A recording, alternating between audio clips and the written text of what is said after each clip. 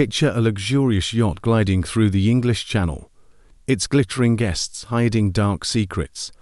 When Sir Reginald Harrow is found dead, stabbed with his own dagger, Hercule Poirot steps aboard to unravel a web of betrayal, love, and cunning deception. From a lover's scorned heart to a mastermind's hidden agenda, every clue, blue silk, cigar ash, a stopped watch leads to a shocking truth. Will Poirot's little grey cells expose the killer before the yacht reaches? Shall he dive into murder on the Sapphire Yacht? A classic Agatha Christie style mystery that will keep you guessing until the final reveal. Chapter 1. The calm before the storming. The late summer of 1928, the Sapphire Yacht glided through the glassy waters of the English Channel, its sleek hull cutting a silent path beneath a sky bruised with the promise of dusk. The vessel, a marvel of polished teak and gleaming brass, was the pride of Sir Reginald Harrow, a retired shipping magnate whose fortune had been built on the backs of distant colonies. This was no ordinary voyage, but a meticulously curated gathering of England's elite, invited to celebrate Sir Reginald's 60th birthday aboard his floating palace. The guest list was as exclusive as it was eclectic, a dozen souls, each tethered to the host by ties of blood, business, or buried secrets. Captain Arthur Hastings, ever the loyal companion of Hercule Poirot, stood at the yacht's starboard rail, his hands clasped behind his back, watching the horizon swallow the last sliver of sunlight. The sea was calm, yet a faint unease stirred in his chest, like the ripple of a stone dropped far from shore. He had not anticipated this journey. Poirot, with his usual flair for the dramatic, had insisted they accept Sir Reginald's invitation, though the little Belgian detective had been maddeningly vague about his reasons. "Mon ami," Poirot had said, his green eyes glinting with that familiar spark of mischief. "Where there is wealth, there is motive, and where there is motive, there is always possibility." The deck was alive with the soft clink of champagne flutes and the murmur of polite conversation. Sir Reginald, a barrel-chested man with a mane of silver hair, held court near the grand staircase, his laughter booming over the string quartet playing Vivaldi. His wife, Lady Eleanor Harrow, moved among the guests with the grace of a swan, her sapphire necklace catching the light like a shard of the sea itself. She was younger than her husband by some 20 years, her beauty as sharp and cold as cut crystal. Hastings noted her fleeting glances toward the young barrister, Lionel Grayson, whose easy charm and tailored evening suit drew more than one admiring look. Grayson, a rising star in London's legal circles, leaned against the bar, regaling a small circle with tales of courtroom triumphs. Among them was Miss Clara Winthrop, Sir Reginald's niece, a spirited young woman with auburn curls and a penchant for asking pointed questions. Her brother, Edward Winthrop, stood apart, his face shadowed as he sipped his whiskey, his eyes fixed on the horizon as if it held answers to questions he dared not voice.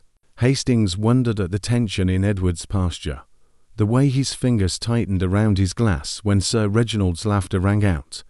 The other guests were no less intriguing. Dr. Maurice Fletcher, a physician of some repute, adjusted his spectacles as he debated medical ethics with Mrs. Beatrice Langley, a widow whose late husband's shipping ventures had once rivaled Sir Reginald's. Her daughter, Violet Langley, a pale girl with a nervous disposition, hovered near her mother, her gaze darting to the crew members who moved silently among the guests, refilling glasses and clearing plates. There was Mr. Harold Baxter, Sir Reginald's business partner, a man whose florid complexion and hearty handshake belied a reputation for ruthless dealings. His wife, Mrs. Evelyn Baxter, clung to his arm, her smile brittle as she scanned the room. Rounding out the party were two unexpected additions: Mademoiselle Celeste Dubois, a French actress of striking beauty and ambiguous origins, whose presence on the yacht seemed to puzzle everyone but Sir Reginald, and Mr. Percival Reed, a journalist with a knack for uncovering scandals, his notebook ever present in his breast pocket. The final guest, Colonel Rupert Markham, a retired military man with a limp and a penchant for brandy, sat alone, His eyes narrowed as he surveyed the gathering with the air of a man expecting trouble. Hastings felt a gentle tap on his shoulder and turned to find Poirot, immaculate in his black dinner jacket, his moustache waxed to perfection. "You observe, Hastings, the little details." Poirot's voice was soft, almost drowned by the music, but his eyes were sharp, scanning the deck with the precision of a watchmaker. "This yacht, it is a stage, and our players, they wear their masks. But the truth, mon ami, it hides in the corners of their glances, in the pauses of their words." "I don't know, Poirot," Hastings replied, his tone light, but tinged with curiosity. "It all seems rather jolly to me. A bit of champagne, a fine dinner, hardly the setting for one of your mysteries." Poirot's lips twitched in a faint smile. "Jolly, you say, yet do you not see the way Mademoiselle Winthrop avoids her uncle's gaze? Or the way Monsieur Baxter's hand trembles when he lifts his glass? There is a current beneath this calm, Hastings, and it is not the tide." Dinner was announced, and the guests moved to the dining saloon, a lavish room panelled in mahogany and lit by crystal chandeliers. The table was set with bone china and silver, each place marked with a card bearing a guest's name. Hastings found himself seated between Violet Langley and Percival Reed, while Poirot, to his mild annoyance, was placed at the far end beside Celeste Dubois. Sir Reginald presided at the head of the table, his voice carrying over the clatter of cutlery, as he toasted to friendship, fortune, and the sea. The meal was exquisite oysters, followed by consomme, then a main course of roasted pheasant with truffle sauce, but Hastings found his attention drawn to the undercurrents of the conversation. Clara Winthrop's laughter was too bright, her questions to Sir Reginald edged with something sharper than curiosity. Edward Winthrop barely touched his food, his eyes flicking toward his sister as if guarding a secret. Dr. Fletcher, meanwhile, spoke at length about toxicology, his words laced with an enthusiasm that struck Hastings as oddly out of place. As the dessert plates were cleared, Sir Reginald rose, glass in hand, to deliver another toast. "To my dear friends," he began, his voice warm, but his eyes hard, "and to those who would wish me ill, may they find the sea less forgiving than I." A ripple of unease passed through the room, masked by polite chuckles. Hastings glanced at Poirot, who sat motionless, his fingers steepled, his gaze fixed on Sir Reginald with an intensity that made Hastings's skin prickle. The evening wore on, the guests dispersing to the deck for cigars and liqueurs or to the saloon for cards. Hastings lingered near the rail, watching the stars emerge above the endless sea. He was joined by Clara Winthrop, who leaned against the rail beside him, her expression troubled. "Captain Hastings," she said softly, "do you ever feel as though you're standing on the edge of something dangerous?" Before he could answer, a scream pierced the night, sharp and raw, coming from the direction of the upper deck. The music stopped. Glasses clinked as they were set down. Footsteps hurried toward the source of the sound. Hastings's heart quickened as he followed the crowd, Poirot at his side. Moving with that deceptively swift gait of his dot, they reached the upper deck to find Lady Eleanor kneeling beside a crumpled figure. It was Sir Reginald, his face ashen, his eyes wide and unseeing, blood pooled beneath him, dark against the polished wood, a dagger protruding from his chest. The sapphire necklace at Lady Eleanor's throat glinted as she looked up, her voice trembling but clear. "He's dead," she whispered. "Someone has murdered him." Poirot knelt beside the body, his gloved fingers hovering over the dagger without touching it. His eyes swept the scene, the angle of the blade, the position of Sir Reginald's hands, the faint scuff marks on the deck. "Mon Dieu," he murmured, his voice barely audible. "The game, it has begun." Hastings stared at the body, his mind racing. The sapphire yacht, once a haven of luxury, was now a prison adrift on the sea, its passengers bound by suspicion. And Hercule Poirot, with his little grey cells already at work, was their only hope of uncovering the truth. Chapter 2.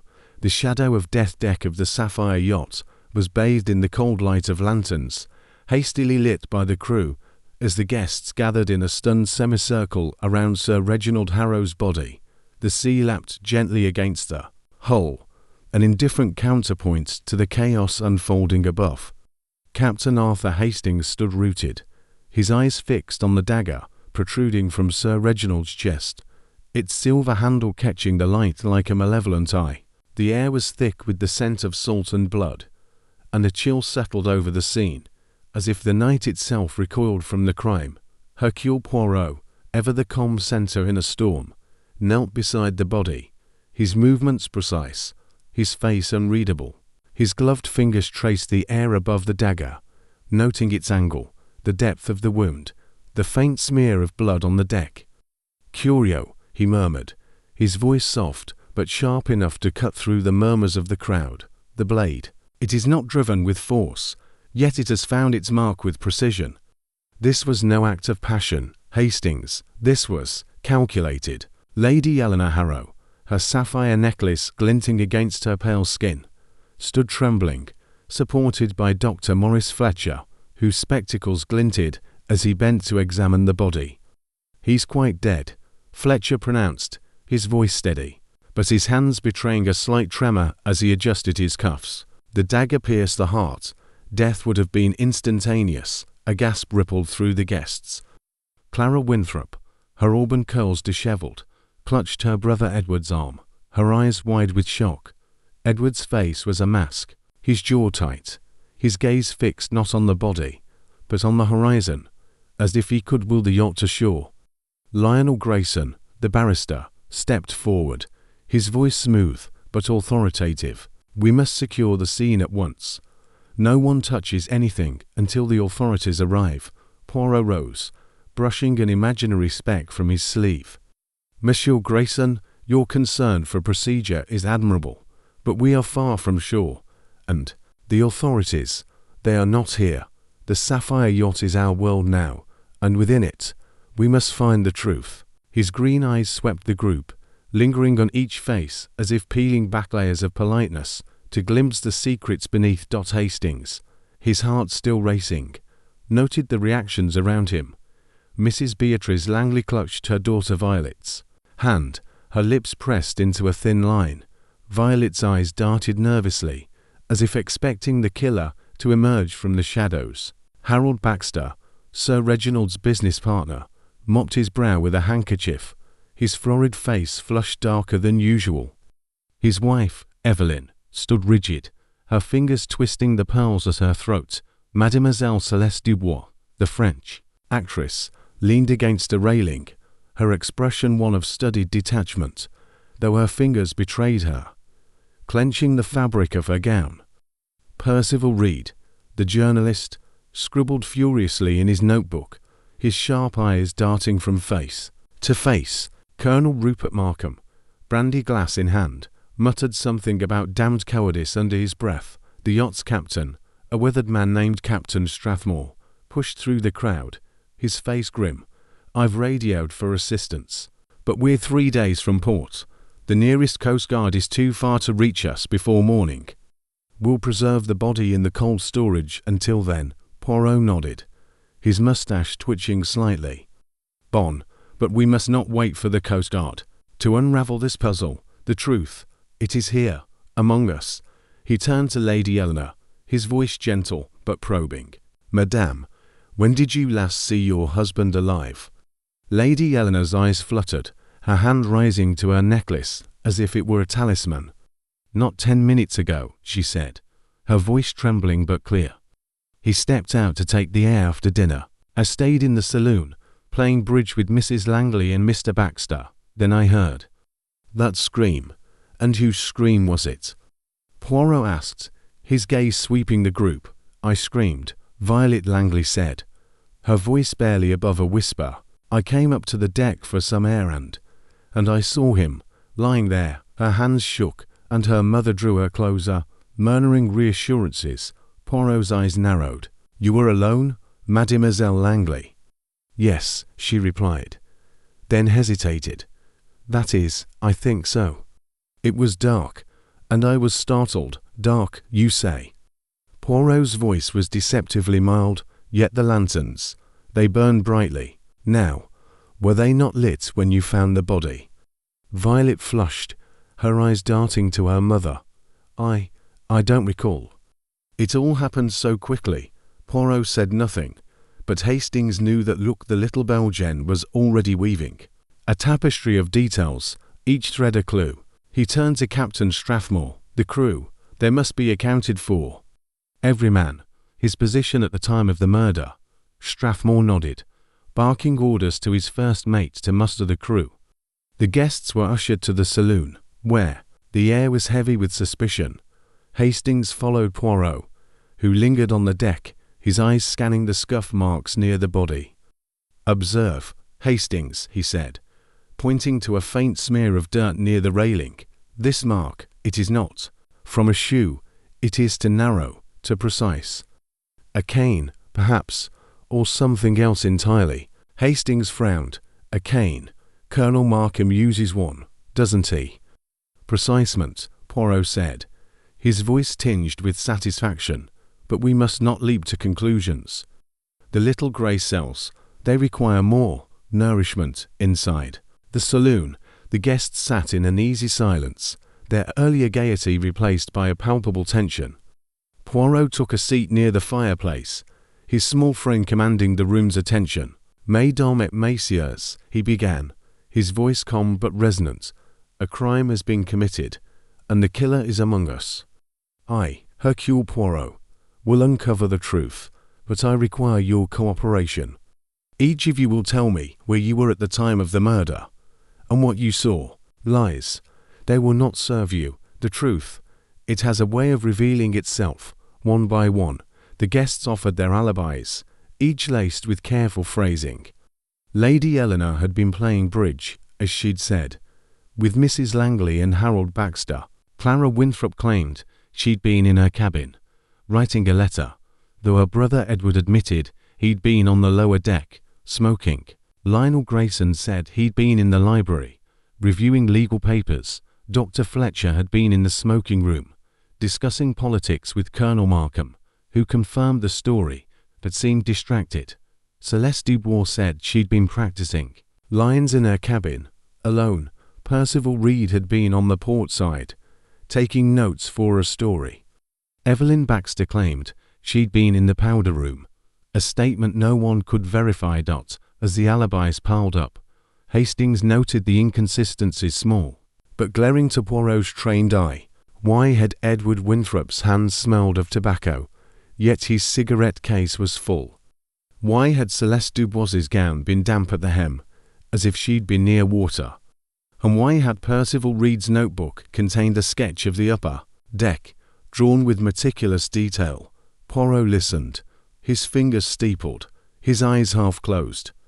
When the last guest had spoken, he rose, his voice cutting through the silence. "Bon, you have given me much to consider. But know this, the truth, it is like the sea. It cannot be hidden forever. Tomorrow, we will speak again." As the guests dispersed, their faces etched with fear and suspicion, Hastings leaned close to Poirot. "What do you make of it, old chap? Everyone's got an alibi, but they're all a bit shaky." Poirot smiled faintly. "Shaky, mon ami. They are like a house of cards, waiting for the slightest breath to collapse. The dagger, the scream, the mark on the deck, these are but pieces of the puzzle. Tomorrow, we shall find more." The night deepened, the yacht rocking gently on the waves. Hastings lay in his cabin, unable to shake the image of Sir Reginald's lifeless eyes. Somewhere on this floating prison, a murderer walked free, and only Poirot's little grey cells stood between them and justice. Chapter 3.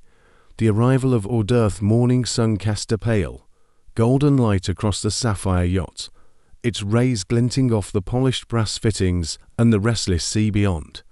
The tranquility of the scene stood in stark contrast to the grim events of the previous night. Sir Reginald Harrow's body had been moved to the cold storage below deck, as per Captain Strathmore's orders, but the memory of his lifeless form lingered like a shadow over their vessels. The guests, pale and subdued, gathered in the dining saloon for breakfast, their appetites diminished by suspicion and fear. The clatter of silverware was muted, the conversation stilted, as if each word carried the weight of an accusation.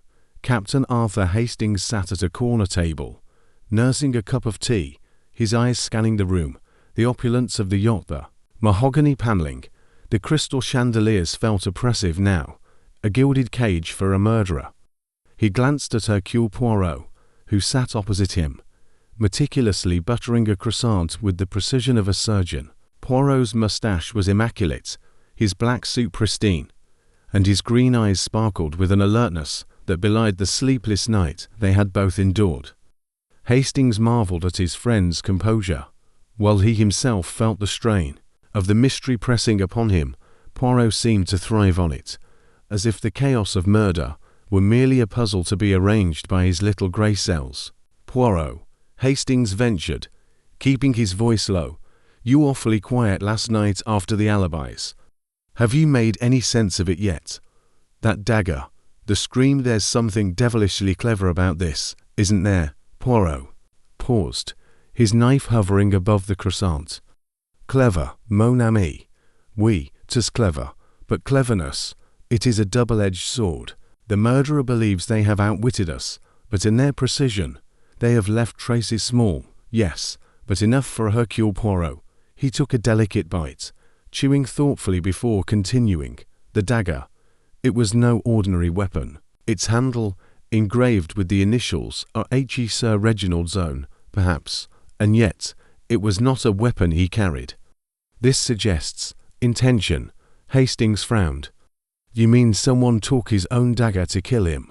That's bold, or desperate," Poirot replied, his eyes narrowing. "We shall see." Their conversation was interrupted by the arrival of Captain Strathmore, his weathered face etched with fatigue. He approached Poirot, his voice gruff but respectful. "Mr. Poirot, I've spoken with the crew, as you requested. All 14 were accounted for at the time of the murder. Most were below deck, preparing for the night shift or cleaning the galley. I've got their statements here." He handed Poirot a neatly typed list, each crew member's name accompanied by their reported whereabouts. Poirot scanned the document, his lips pursing slightly. "Bon. And the passengers? They have not left the yacht. No boats launched. No unexpected departures." Strathmore shook his head. "None, sir. The lifeboats are all secure, and we're miles from land.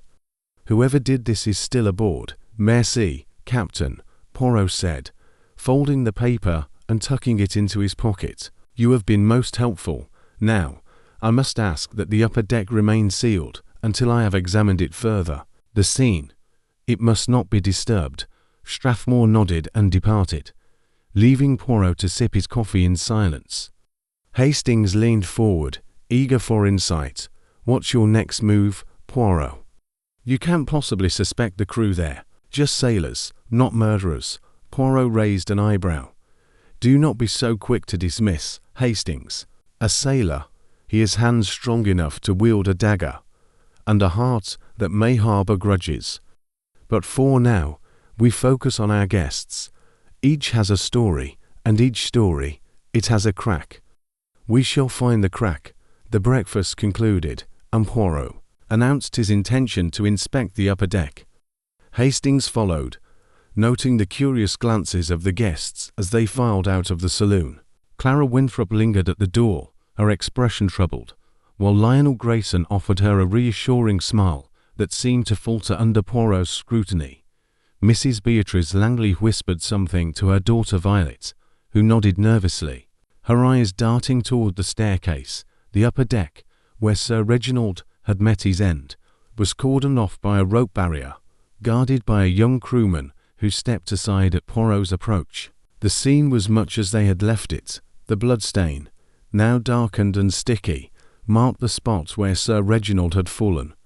The dagger had been removed with the body, but Poirot knelt beside the stain, his eyes tracing the faint scuff marks Hastings had noticed the night before. "Observe, Hastings," Poirot said, pointing to the marks.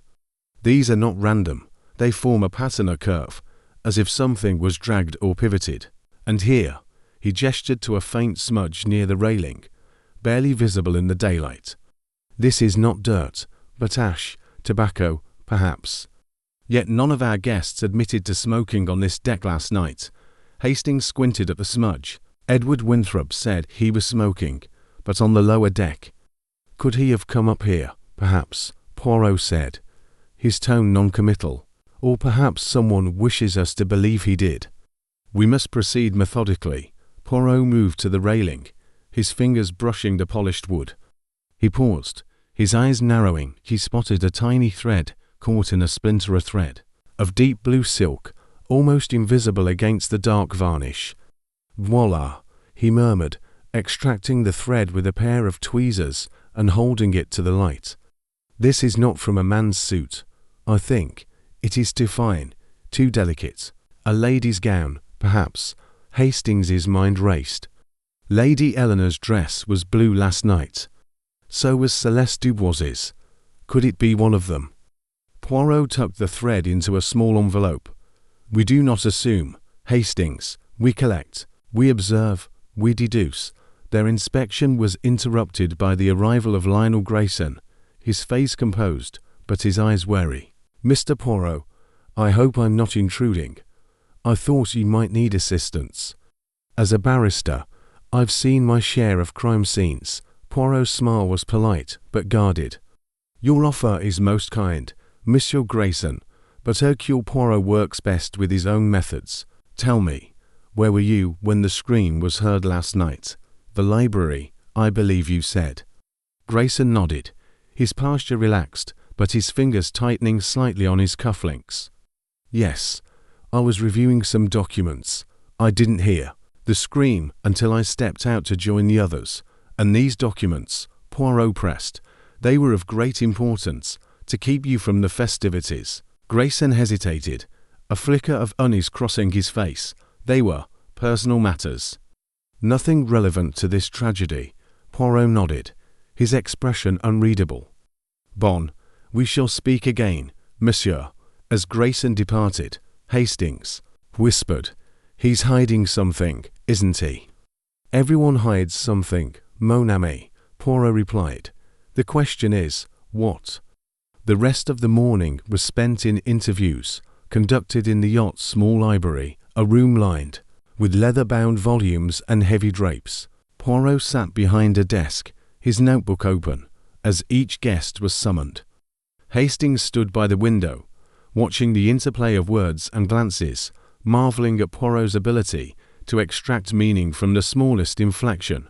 Clara Winthrop was first, her auburn curls pinned neatly, her eyes bright but guarded. She repeated her alibi writing a letter in her cabin, but Poirot noted the absence of any letter in her possession.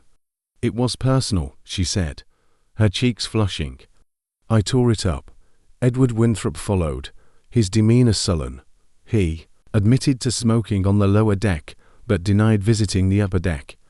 When Poirot asked about the ash near the railing, Edward's eyes flickered with something like fear.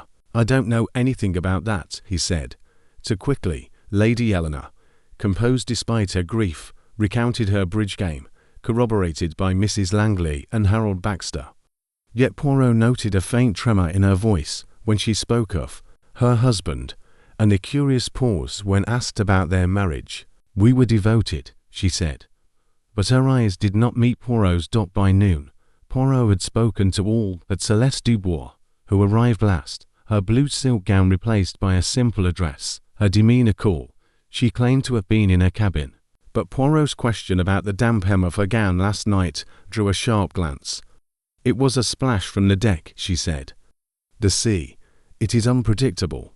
As the interviews concluded, Poirot closed his notebook with a snap. The puzzle, it takes shape. Hastings, the alibis, they are like a tapestry with loose threads. We pull one, and the whole may unravel. Hastings shook his head, bewildered. But who? Poirot. They all have alibis, and yet none of them feel solid. Poirot smiled, a glint of mischief in his eyes. Patience, mon ami. The sea is calm, but beneath it, the currents run deep. Tonight, we shall stir those currents as the yacht sailed on. its passengers bound by suspicion. Hastings felt the weight of the mystery pressing closer. The truth, as Poirot had said, was out there hidden in the glances, the lies, and the delicate thread of blue silk. Chapter 4. The questions begin. The afternoon sun hung low over the sapphire yacht, casting long shadows across the deck as the vessel cut through the endless expanse of the English Channel. The air was heavy with the salt of the sea and the weight of unspoken accusations. Inside the yacht's library, Hercule Poirot sat behind a polished mahogany desk, his notebook open, his pen poised like a conductor's baton. Captain Arthur Hastings stood near the window, his hands clasped behind his back, watching the guests file in one by one for their second round of interviews. The initial shock of Sir Reginald Harrow's murder had given way to a taut, electric tension, as if the very walls of the yacht were holding their breath. Poirot's method was meticulous, his questions deceptively gentle, designed to probe the cracks in each guest's carefully constructed facade. Hastings marveled at his friend's ability to balance courtesy with cunning, his green eyes missing nothing, not a flicker of hesitation, not a tightening of lips, not a glance averted. Too quickly, the little Belgian detective was in his element, his little grey cell whirring as he sifted through the tangle of alibis and motives. First to be summoned was Harold Baxter, Sir Reginald's business partner, whose florid face glistened with perspiration despite the cool sea breeze filtering through the library's porthole. Baxter sat heavily, his broad hands resting on his knees, his eyes darting to the door as if expecting rescue. "Mr. Poirot," he began, his voice hearty but strained, "I assure you, I've told you all I know. I was playing bridge with Lady Eleanor and Mrs. Langley when it happened. Couldn't have been anywhere near the upper deck." Poirot nodded, his expression serene. "Mais oui, Monsieur Baxter, your alibi, it is clear. But tell me, this bridge game, it was most absorbing, non? You did not, perhaps, step away for a moment, to take the air, to fetch a drink?" Baxter's fingers tightened on his knees. "No, sir. I was at the table the whole time." "Ask Lady Eleanor, she tell you. And your business with Sir Reginald," Poirot continued, his voice soft as silk. "It was harmonious. No disagreements." Baxter's face reddened further, a vein pulsing at his temple. "We had our differences, as partners do. Reginald could be stubborn, but we were friends. I'd no reason to harm him." Poirot's pen scratched a note. "Bon. And this dagger, engraved with a H, you have seen it before, perhaps?" Baxter hesitated, his eyes narrowing. "It was Reginald's, I think, kept it in his study. A souvenir from his travels. But anyone could have taken it." "Precisement," Poirot said, his smile enigmatic. "Anyone, merci, Monsieur Baxter." As Baxter left, Hastings leaned close. "He's nervous, Poirot. Did you see how he squirmed when you mentioned the dagger?" Poirot's eyes twinkled.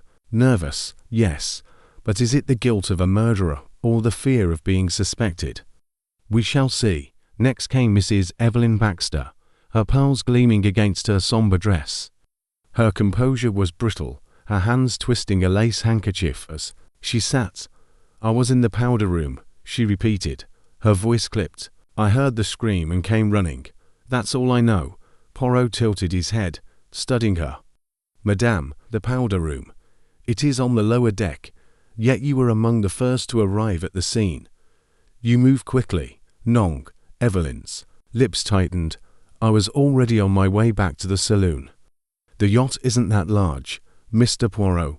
And your husband," Poirot pressed. "He was devoted to Sir Reginald, as you say. But were there financial matters, perhaps, that caused tension?" Her eyes flashed, a spark of defiance. "If you're suggesting Harold had anything to do with this, you're mistaken. He's a good man, Mr. Poirot, even if business hasn't been kind lately." Poirot made another note, his expression unreadable. "Merci, madame." The interviews continued, each guest offering a variation of their alibi, each revealing a sliver of their secrets under Poirot's relentless scrutiny. Dr. Maurice Fletcher, The physician spoke with clinical precision, confirming he was in the smoking room with Colonel Markham. Yet Poirot noted the way Fletcher's fingers adjusted his spectacles when asked about his knowledge of daggers or poisons. "I'm a doctor, not a soldier," Fletcher said, his tone sharp. "I heal, not harm," Colonel Markham, limping slightly as he entered, corroborated Fletcher's story, but seemed distracted, his brandy-scented breath heavy as he muttered about cowardly attacks. When Poirot asked about his cane, the one that might have left the curved mark on the deck, Markham bristled. "I was nowhere near the upper deck, sir. My leg doesn't allow for midnight strolls." Mademoiselle Celeste Dubois was next, her presence filling the room with a quiet intensity. Her dress was simpler today, but her eyes were as sharp as ever. "I was in my cabin, as I said," she repeated, her French accent lending her words a musical quality. "The sea. It makes me restless. I prefer to be alone." Poirot's gaze lingered on her. "And the damp hem of your gown last night, mademoiselle. A splash from the sea, you said. Yet the upper deck, it is dry, non." Celeste's lips curved in a faint smile. "The lower deck, perhaps, where I took a brief walk earlier." "The sea, it is unpredictable." Hastings caught a subtle challenge in her tone, but Poirot merely nodded. "Bon, we shall speak again." Percival Reed, the journalist, entered with his notebook in hand, his sharp eyes taking in every detail of the room. "I was on the port side, taking notes," he said, his voice crisp. "Saw nothing, heard nothing until the scream." Poirot's pen paused. "Your notebook, Monsieur Reed, it contains a sketch of the upper deck, I believe. Most detailed. You made it before the murder." Reed's jaw tightened. "I'm a journalist, Mr. Poirot. I sketch what I see." The deck interested me earlier in the evening. "Interessant," Poirot murmured, his eyes narrowing. "And what else interests you, monsieur?" "Sir Reginald's secrets, perhaps." Reed's smile was thin. "Everyone has secrets, Mr. Poirot. My job is to find them." The final interviews were with the Winthrop siblings. Clara, her auburn curls framing a pale face, seemed more composed, but no less guarded. "I was writing a letter," she insisted, though she admitted to burning it. "It was private, Mr. Poirot. Surely you understand." "And your uncle?" Poirot asked. "He was a generous man to you, and your brother." Clara's eyes flickered. "He was kind, in his way, but he had expectations. We didn't always meet them." Edward Winthrop was last, his sullen demeanor unchanged. He repeated his story of smoking on the lower deck, but Poirot's question about the ash near the railing drew a sharp denial. "I told you, I wasn't up there. Why would I be?" Poirot closed his notebook with a snap. "Pourquoi, indeed." "Merci, monsieur." As Edward left, Hastings turned to Poirot, his voice low. "They're all hiding something, aren't they? But how do you sort through it all? The alibis, the lies, it's a tangle." Poirot smiled, a glint of satisfaction in his eyes. "A tangle, oui, but every knot can be undone, Hastings. The ash, the thread, the dagger, these are not random.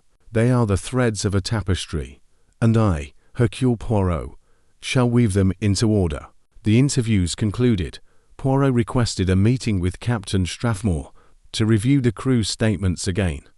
Strathmore confirmed that all crew members had alibis, corroborated by at least one other, but Poirot's eyes lingered on the name of a young steward, Thomas Wells, who had been near the upper deck, polishing brass, just before the scream. "A minor detail," Poirot said, "but no detail is too small." As the day waned, the guests gathered for a subdued dinner, their eyes avoiding one another. Poirot sat quietly, his gaze moving from face to face, as if memorizing every gesture. Hastings felt the tension building, a storm brewing beneath the surface of polite conversation. The Sapphire yacht was a world unto itself, and within it, a murder awaited, their secrets teetering on the edge of exposure. "Tonight," Poirot whispered to Hastings as they left the saloon, "we watch the murderer. They will grow careless, and when they do, We shall be ready." The sea stretched endlessly around them, a silent witness to the drama unfolding aboard. Hastings felt a chill, not from the night air, but from the certainty that Poirot was closing in on the truth, one meticulous step at a time. Chapter 5. The Red Herring's sapphire yacht sailed on through the twilight, its decks bathed in the soft glow of lanterns that swayed gently with the rhythm of the sea. The air was thick with unease, the memory of Sir Reginald Harrow's murder, clinging to the vessel like damp mist. Captain Arthur Hastings stood at the edge of the saloon, his eyes scanning the guests as they gathered for an impromptu meeting called by Hercule Poirot. The little Belgian detective stood at the center of the room, his black suit immaculate, his mustache a perfect curve, his presence commanding despite his diminutive stature. The guests, their faces etched with suspicion and fatigue, watched him warily, each aware that the net of his scrutiny was tightening. Poirot's voice, when he spoke, was calm but resonant, cutting through the murmur of nervous whispers. "Mesdames et messieurs," he began, his green eyes sweeping the room, "a crime has been committed, and the truth, it hides among us. But fear not, Hercule Poirot does not rely on chance or coincidence. The clues, they speak, and I listen. Tonight, we shall examine these clues together, and perhaps the guilty will reveal themselves." Hastings noted the shift in the room's atmosphere, a tightening of shoulders, a quickening of breaths. Poirot's words were a challenge, and the guests knew it. The detective held up a small envelope, its contents invisible, but heavy with implication. "This," he said, "contains a thread of blue silk, found on the upper deck near the scene of the crime. A thread from a lady's gown, perhaps. And this," he produced a second envelope, "contains ash, not from a cigarette, but from a cigar. Curious, non, for who among us smokes cigars?" A murmur rippled through the group. Colonel Rupert Markham, his brandy glass ever present, shifted uncomfortably, his cane tapping the floor. "I smoke cigars," he admitted, his voice gruff, "but I was in the smoking room with Dr. Fletcher when it happened." "You've got my word on that, Doctor?" Maurice Fletcher nodded, adjusting his spectacles.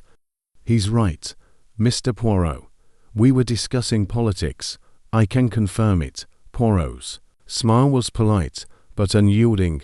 "Bon, your alibi, it is noted. But the ash, it was found on the upper deck, where Sir Reginald met his end. How, then, did it come to be there?"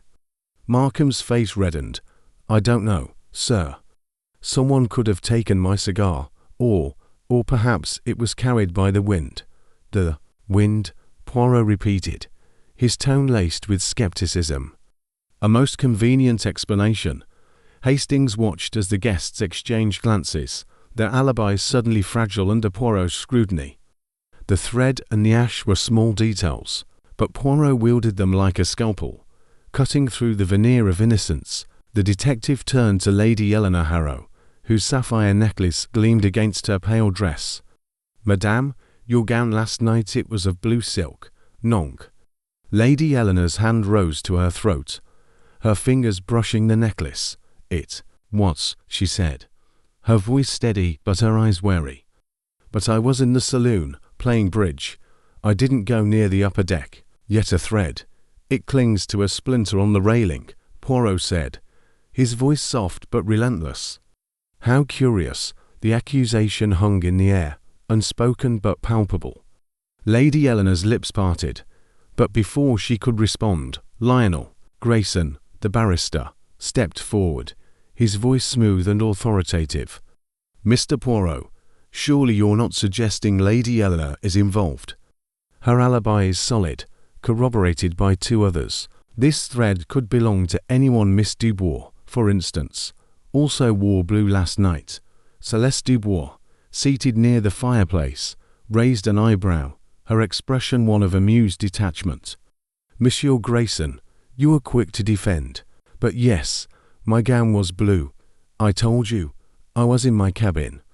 The sea, it splashes, and silk, it catches easily."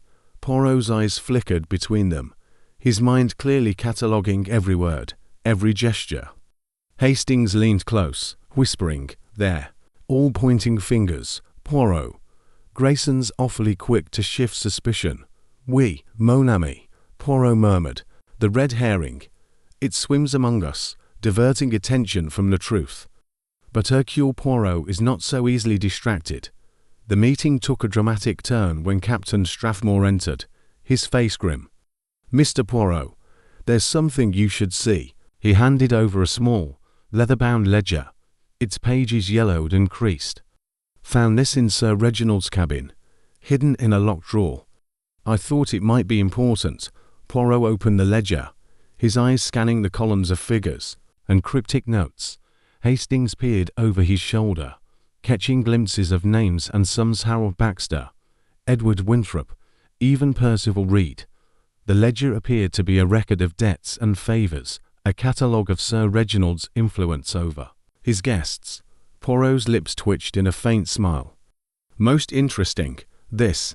It is a map of motives. The guests stirred. Their run is growing. Harold Baxter mopped his brow, his voice rising. That's private business, Poirot. Reginald lent money, yes, but that's no crime. Half the people here owed him something. Indeed, Poirot said, closing the ledger. And debt, it can drive a man or a woman to desperate acts. The room fell silent, the weight of Poirot's words settling over them. Hastings noted the way Clara Winthrop's hands clenched in her lap, her brother, Edward's eyes fixed on the floor. Violet Langley, pale and trembling, whispered something to her mother, who shushed her sharply. Percival Reed's pen scratched furiously, his notebook filling with observations that made Hastings uneasy. Poirot continued, his voice steady. Let us consider the dagger. Engraved with her H. It was Sir Reginald's, yet it was not on his person. Someone took it, with purpose. And the scream heard by all, yet only Mademoiselle Langley claims to have seen the body first. Why, then, was the deck so dark when she found it, yet so bright when we arrived? Violet Langley flushed, her voice trembling. I told you, I was frightened. I didn't notice the lanterns, or perhaps, Poirot said, his eyes narrowing, someone extinguished them, to conceal their actions. The accusation hung in the air, and Hastings felt a chill. Poirot was laying a trap, casting suspicion on one guest, only to watch how the others reacted. The red herrings were multiplying: Malcolm's cigar ash, Lady Eleanor's thread, Violet's inconsistent story, but Poirot's focus was unwavering. As the meeting adjourned, the guests dispersed, their faces drawn with fear and suspicion. Poirot lingered in the saloon, his fingers steepled, his eyes distant. Hastings approached, his voice low. You're stirring them up, Poirot, but who's the real suspect? Malcolm, Lady Eleanor. They can't all be guilty. Poirot's smile was enigmatic. The guilty, they are clever, Hastings. They plant these clues, the ash, the thread to mislead. But the truth, it is like a melody, hidden beneath the noise. We must listen carefully. That evening, Poirot requested a private meeting with Thomas Wells, the young steward who had been polishing brass near the upper deck before the murder. Wells, a nervous lad with a shock of red hair, fidgeted under Poirot's gaze. I was just doing my job, sir, he said. I didn't see nothing, nobody near the deck. Poirot's eyes narrowed. And yet, Monsieur Wells, you were close enough to hear a scream. Nong. Or perhaps, a conversation. Wells paled, his hands twisting. I might have heard voices, sir. Low, like they didn't want to be heard, but I couldn't make out words. Voices, Poirot repeated, his tone gentle but probing. A man, a woman. I couldn't say, sir. It was quick, and then the scream. Poirot dismissed the steward, his expression thoughtful. A small piece, Hastings. But it fits. Voices on the deck, a dagger taken with purpose, a scream to draw attention. The murderer, they are orchestrating a performance, but they cannot hide forever. As night fell, the yacht rocked gently on the waves, its passengers bound by a web of lies and secrets. Hastings lay awake in his cabin, the ledger's names and sums swirling in his mind. Poirot, he knew, was already one step ahead, his little grey cells weaving the clues into a pattern only he could see. The red herrings had been cast, but the truth was swimming closer, and Hastings felt the thrill of the chase mingled with the dread of what they might uncover. Chapter 6. A clue in detail. Sapphire yacht glided through the morning mist, its silhouette ghostly against the grey expanse of the English Channel. The air was cool, the sea calm, but an undercurrent of tension pulsed through the vessel, as if the very timbers sensed the weight of Sir Reginald Harrow's unsolved murder. Captain Arthur Hastings stood on the lower deck, his hands gripping the railing, his mind replaying the events of the past 2 days. The clues, the blue silk thread, the cigar ash, the engraved dagger swirled in his thoughts, each a piece of a puzzle that Hercule Poirot was methodically assembling. Poirot himself emerged from the saloon, his black suit pristine, his moustache a perfect crescent. Despite the early hour, he radiated an energy that Hastings found both reassuring and unnerving. "Mon ami," Poirot said, his green eyes glinting in the pale light, "you look troubled. The sea, it does not suit you, or is it the mystery that disturbs your repose?" "It's the mystery, Poirot," Hastings admitted, his voice low. "All these alibis, these little details, they're driving me mad." "You seem so calm, as if you've already solved it." Poirot's lips twitched, in a faint smile. "Calm, Hastings, non. It is not calm, it is order. The mind, it must be orderly to see the truth. And today, we shall find a clue, a small thing, perhaps, but one that speaks loudly." Poirot led the way to the upper deck, where the scene of the crime had been preserved under Captain Strathmore's watchful eye. The blood stain had darkened, a grim reminder of Sir Reginald's fate, but Poirot's attention was drawn to the railing, where the blue silk thread had been found. He knelt, his gloved fingers tracing the wood, his eyes narrowing as he examined. A faint scratch, barely visible in the grain. "Regard us, Hastings," he said, pointing to the mark. "This scratch, it is fresh, and it aligns with the thread. Something was caught here, something more than silk." Hastings squinted, struggling to see what Poirot found so significant. "A scratch, couldn't it just be wear and tear?" Poirot shook his head. "Non, mon ami. This yacht, it is maintained with care. This mark, it was made the night of the murder. And see," he pointed to a tiny fleck of metal embedded in the wood, glinting faintly in the sunlight. "This is not from the ship. It is a foreign metal." Hastings's brow furrowed. "From the dagger, perhaps." "Perhaps," Poirot said, extracting the fleck with tweezers and placing it in an envelope. "But the dagger, it was silver. And this is something else. Steel, I think. We shall have Dr. Fletcher examine it." "Non." Their inspection was interrupted by the arrival of Clara Winthrop, her auburn curls pinned tightly, her face pale, but composed. "Mr. Poirot," she said, her voice steady, but her eyes wary, "I heard you were up here. I wanted to speak with you." Poirot rose, brushing his hands with a handkerchief. "Mademoiselle Winthrop, your presence is most welcome. You have something to share, perhaps." Clara glanced at Hastings, then back at Poirot, her fingers twisting the hem of her shawl. "It's about Edward, my brother. He's been so distant since Uncle Reginald's death. I'm worried he's hiding something." Poirot's eyes narrowed, but his tone remained gentle. "Hiding, you say? And what do you think he hides, mademoiselle?"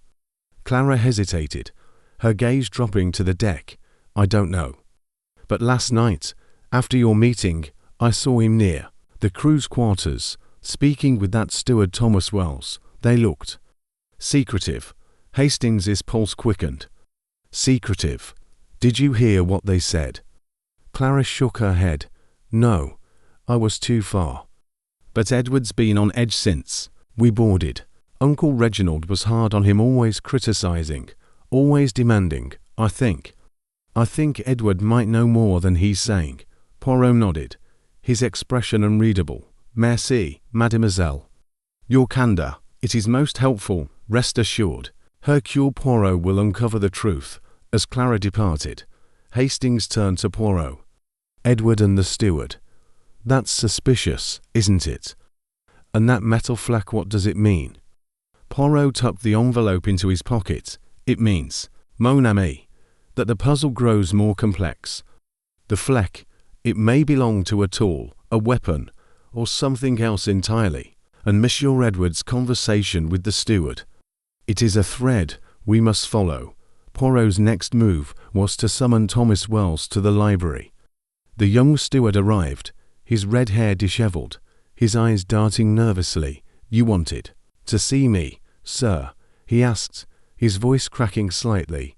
"Oui, Monsieur Wells," Poirot said, seating himself behind the desk. "You were near the upper deck before the murder, polishing brass. You heard voices, you said. Tell me, did you see Monsieur Edward Winthrop that night?" Wells paled, his hands clenching. I don't recall, sir. I was busy with my work." Poirot leaned forward, his voice soft but piercing.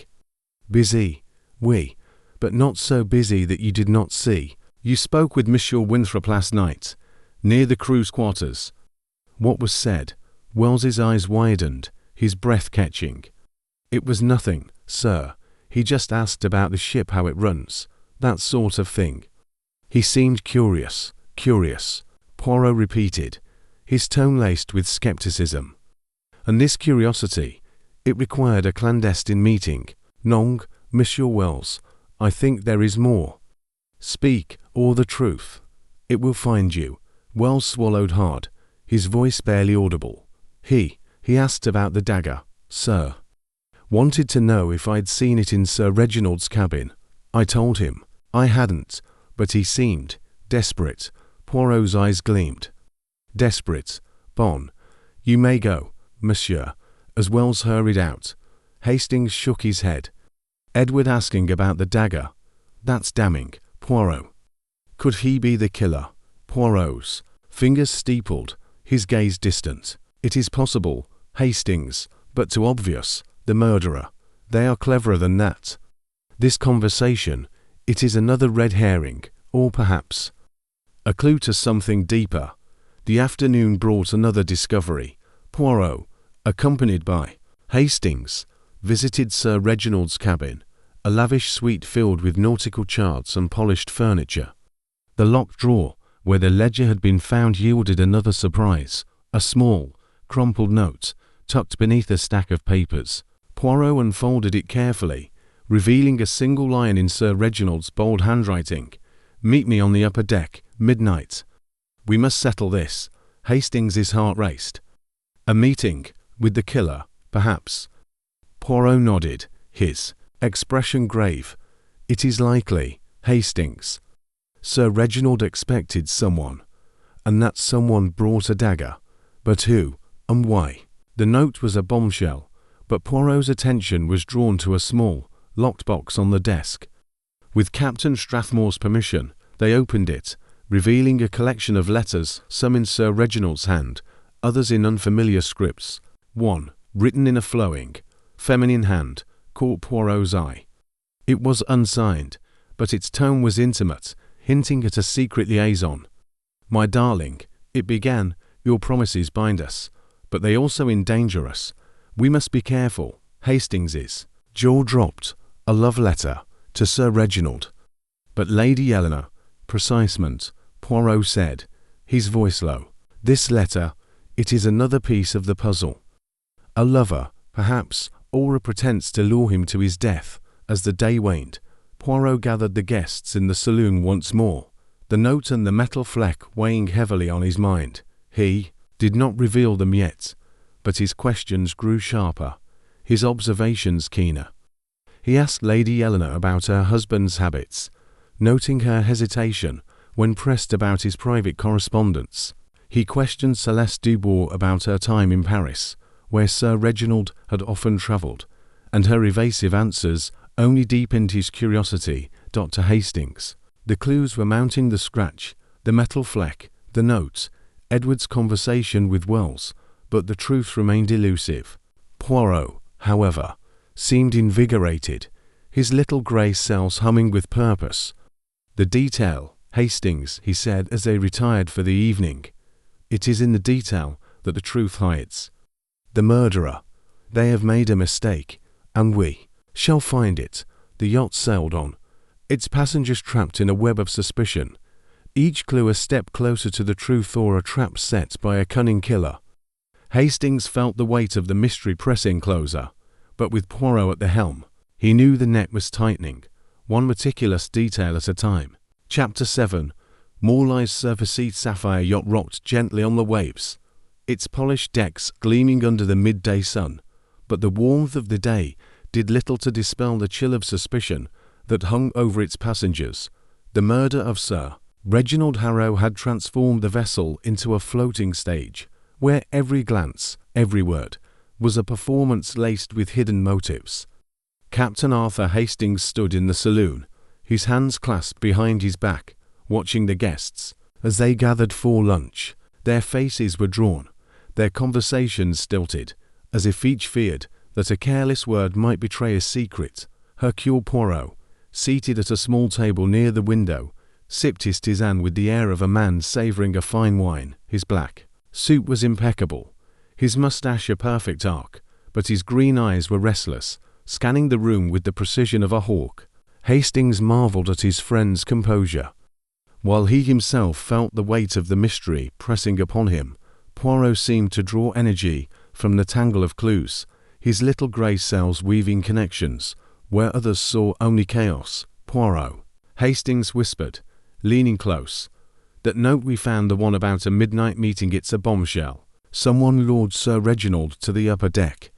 And that letter, the one hinting at a lover. It's scandalous. Do you think Lady Eleanor knew? Poirot's lips twitched in a faint smile. Scandal, mon ami, is the lifeblood of motive. The note, the letter, the metal fleck, these are threads in a tapestry of deceit. Today, we shall pull at these threads and see what unravels. The meal was a subdued affair, the clink of cutlery and the murmur of false pleasantries punctuated by uneasy silences. Hastings noted the way Clara Winthrop avoided her brother Edward's gaze, her fingers twisting the stem of her wineglass. Edward, his face shadowed, barely touched his food, his eyes fixed on the table as if it held answers to unspoken questions. Lady Eleanor, seated at the head of the table, maintained a veneer of composure, but her sapphire necklace seemed to weigh heavily, her hand rising to touch it whenever Sir Reginald's name was mentioned. As the dessert plates were cleared, Poirot rose, his small frame commanding the room's attention. Mesdames et messieurs, he said, his voice clear and deliberate, the investigation, it progresses. But the truth, it is obscured by lies of omission, lies of convenience. I ask you now to consider, what have you not told Hercule Poirot? For the truth, it will not remain hidden. A ripple of unease passed through the guests. Harold Baxter, his florid face flushed, cleared his throat. Mr. Poirot, we've told you everything. I was playing bridge, as I said. What more do you want?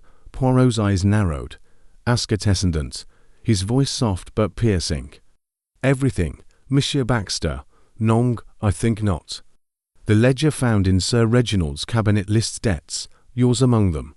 A substantial sum, I believe. Such a debt, it can weigh heavily on a man's conscience. Baxter's hand froze on his glass, his eyes darting to his wife, Evelyn, who sat rigid, her lips pressed tight.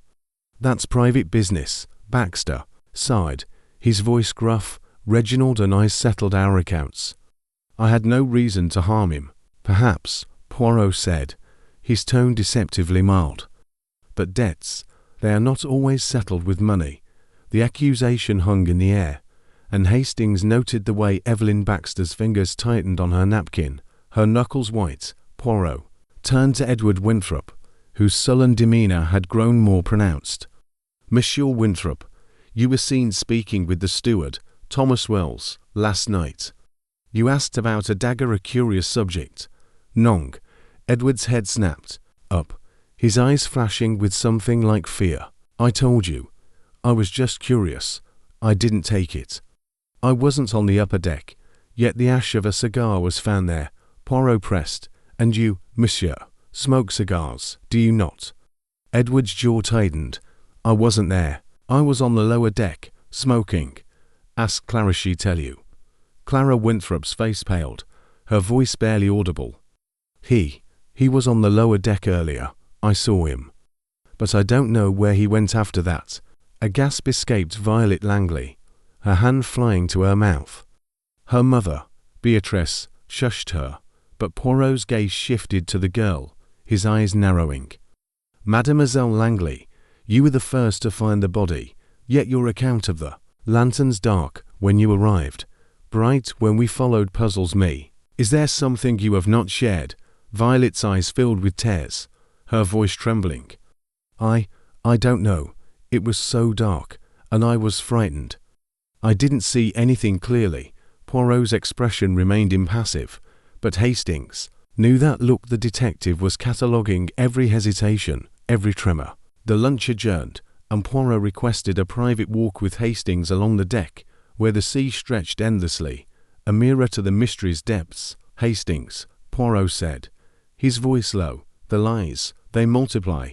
Monsieur Baxter's debt, Monsieur Winthrop's conversation, Mademoiselle Langley's confusion, these are not mere oversights. They are deliberate. Hastings frowned, his mind racing. But who's lying the most? Baxter's debt gives him a motive, and Edward's questions about the dagger are suspicious, and Violet, her story doesn't add up. Poirot nodded, his fingers brushing his mustache. But there is more. This morning, I examined Sir Reginald's watch, stopped at 11:47 p.m. The scream. It was heard just after midnight. A discrepancy, nong, and the metal fleck we found it is steel, as I suspected, confirmed by Dr. Fletcher, not from the dagger, but perhaps from a tool. Or a watch fob, Hastings' eyes widened. Whose that, Poirot said, is the question. I have asked Captain Strathmore to search the guests' cabins discreetly. We may yet find the source. The search yielded a startling discovery. In Edward Winthrop's cabin, tucked beneath a pile of clothes, was a small steel watch fob, its edge slightly bent, as if it had caught on something. Poirot examined it under a magnifying glass, noting a faint scratch that matched the mark on the railing. Most interesting, he murmured. Monsieur Winthrop, he has more to explain. Confronted with the fob, Edward's composure cracked. His hands shook as he sat in the library. Poirot's gaze unrelenting. I didn't kill him, Edward insisted, his voice hoarse. Yes, I was on the upper deck earlier that evening. I dropped my fob by accident, but I left before midnight. I swear it. Then why ask about the dagger? Poirot asked, his tone sharp. And why hide your presence on the deck? Edward's eyes dropped to his hands. I was meeting someone. Not Uncle Reginald. It was personal. I can't say more. Poirot's lips pursed, but he did not press further. Very well, monsieur. But the truth, it will not wait. As Edward left, Hastings turned to Poirot. A secret meeting. That's a new twist. Do you believe him? Poirot's eyes gleamed. I believe he tells half the truth. Hastings. The fob places him at the scene, but the time it does not align. The watch, stopped at 11:47, suggests Sir Reginald was killed earlier than we thought. This changes everything. The afternoon brought another revelation. Beatrice Langley, her face drawn, approached Poirot privately, her voice low. Mr. Poirot, I must tell you Violet lied about the lanterns. She told me she saw someone on the deck before the scream, but she's too frightened to say who. She's terrified they'll come for her next. Poirot's expression was grave. Merci, madame, your daughter. She holds a key to this puzzle. I shall speak with her gently. The web of lies was unraveling, each revelation exposing new motives. Baxter's debt, Edward's secret meeting, Violet's hidden sighting, these were not mere discrepancies, but threads leading to the heart of the crime. As the yacht sailed on, Hastings felt the tension mounting, the truth drawing closer with every lie that surfaced. Poirot, his mind a whirl of connections, was poised to strike. his little grey cells sifting through the chaos to find the order beneath. Chapter 8. The emotional turning point. Sapphire yacht sailed through a sea turned restless, the waves swelling under a sky heavy with gathering clouds. The atmosphere aboard was no less turbulent, the passengers' nerves frayed by the mounting pressure of Hercule Poirot's relentless investigation.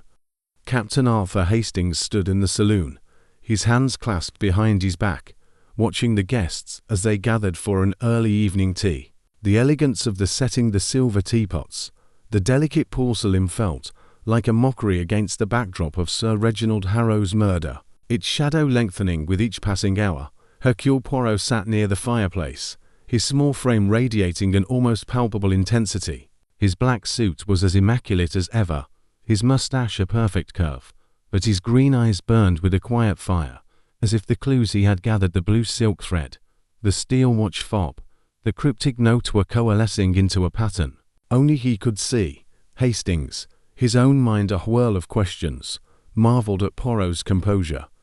The little Belgian detective thrived in the chaos of suspicion, his little grey cells sifting through lies to uncover the truth. The guests, their faces pale and strained, sipped their tea in silence, their eyes darting to one another as if searching for the guilty among them. Clara Winthrop sat rigidly, her auburn curls pinned tightly, her fingers trembling slightly as she held her cup. Her brother, Edward, was absent, his sullen presence replaced by an empty chair that seemed to loom larger than his actual self. Lady Eleanor Harrow, her sapphire necklace catching the firelight, maintained a facade of calm, but her hand lingered on the arm of her chair, as if anchoring herself against a storm. Violet Langley, pale and nervous, clung to her mother, Beatrice, whose stern expression could not mask the whirring in her eyes. Poirot rose, his movement drawing every gaze. "Mesdames et messieurs," he said, his voice steady but resonant. "The truth, it is like the sea, it ebbs and flows, but it cannot be denied. We have uncovered lies, yes, but also truths, small, painful truths that bring us closer to the heart of this crime. Tonight, I ask for honesty, for someone among you holds a secret that cannot be kept much longer." The room stilled, the clink of teacups ceasing as if the air itself had frozen. Hastings felt his pulse quicken, sensing that Poirot was poised to strike at the core of the mystery. The detective's eyes settled on Violet Langley, whose hand shook so violently that her cup rattled against its saucer. "Mademoiselle Langley," Poirot said gently, "your mother has shared that you saw someone on the upper deck before the scream. You are frightened, but fear will not protect you. Speak, and let the truth be your shield." Violet's eyes filled with tears, her voice barely a whisper. I didn't want to say. I was afraid they'd hurt me." Her mother squeezed her hand, urging her on. Violet swallowed hard, her gaze darting to the floor. "It was Edward. I saw him on the upper deck, just before the scream. He was talking to someone I couldn't see who. They were arguing, I think. I didn't want to get him in trouble, but I can't keep it in anymore." A gasp rippled through the room. Clara Winthrop's cup clattered to the table, her face ashen. "Violet, you're mistaken," she said, her voice sharp but trembling. "Edward was on the lower deck. I told you that." Poirot's gaze shifted to Clara, his expression unreadable. "Mademoiselle Winthrop, you defend your brother, and that is admirable. But the truth, it is not served by loyalty alone. Where is Monsieur Winthrop now?" Clara's lips parted, but no words came. Beatrice Langley spoke instead, her voice low and firm. "He's in his cabin, Mr. Poirot. He's been unwell since your last meeting." "I think Violet's words have upset him terribly." Poirot nodded, his fingers steepled. "Bon, we shall speak with him, but first, Mademoiselle Langley, this figure with Monsieur Winthrop, can you describe anything?" A voice, a silhouette. Violet shook her head, tears spilling down her cheeks. "It was dark, and I was too far away. I only saw Edward because he moved into the light for a moment. The other person. They were in the shadows." The revelation hung heavy, a crack in the fragile alibis that had held the group together. Hastings leaned close to Poirot, whispering, "Edward again. He's at the center of everything, the watch fob, the dagger questions, and now this. He's got to be involved." Poirot's eyes gleamed, but his voice was cautious. "Involved? Oui, but how? The murderer. They are clever, Hastings. They may use Monsieur Winthrop as a pawn to draw our eyes from the true culprit." Poirot requested Edward's presence, and a crew member was dispatched to fetch him. Moments later, Edward appeared, his face haggard, his eyes red-rimmed as if he had not slept. He stood at the edge of the room, his posture defensive, his hands clenched at his sides. "What now, Mr. Poirot?" he asked, his voice hoarse. "I've told you everything." Poirot's tone was gentle but unrelenting. "Not everything, Monsieur Winthrop. Mademoiselle Langley saw you on the upper deck before the scream, arguing with someone. Who was it?" Edward's face paled, his eyes darting to Clara, who stared at him with a mixture of fear and pleading. "She's mistaken," he said, his voice cracking. "I wasn't there. I told you, I was on the lower deck, yet the watch fob. It was found on the upper deck," Poirot said, producing the small steel object from his pocket. "And your questions to the steward about the dagger they suggest a knowledge you deny. Speak, monsieur. Who was with you?" Edward's shoulders slumped, his voice breaking as he spoke. "I can't say. I swore I wouldn't. It wasn't about Uncle Reginald, it was personal. I didn't kill him, Mr. Poirot. I swear it." The room erupted in murmurs, the guests exchanging glances of shock and suspicion. Clara rose, her voice trembling with anger. "Edward, stop this. Tell them the truth, or they'll think you're guilty." Edward's eyes met hers, and for a moment, Hastings saw a flicker of something deeper, guilt, perhaps, or shame. "Clara, I can't," he said, his voice barely audible. "Not yet." Poirot's gaze softened, but his resolve did not waver. "Monsieur Winthrop, your silence protects someone, but it endangers you. The truth, it will come, with or without your help." As Edward was escorted back to his cabin, the emotional weight of the moment lingered. Hastings felt a pang of sympathy for the young man, whose secrets seemed to be tearing him apart. But Poirot's focus was elsewhere.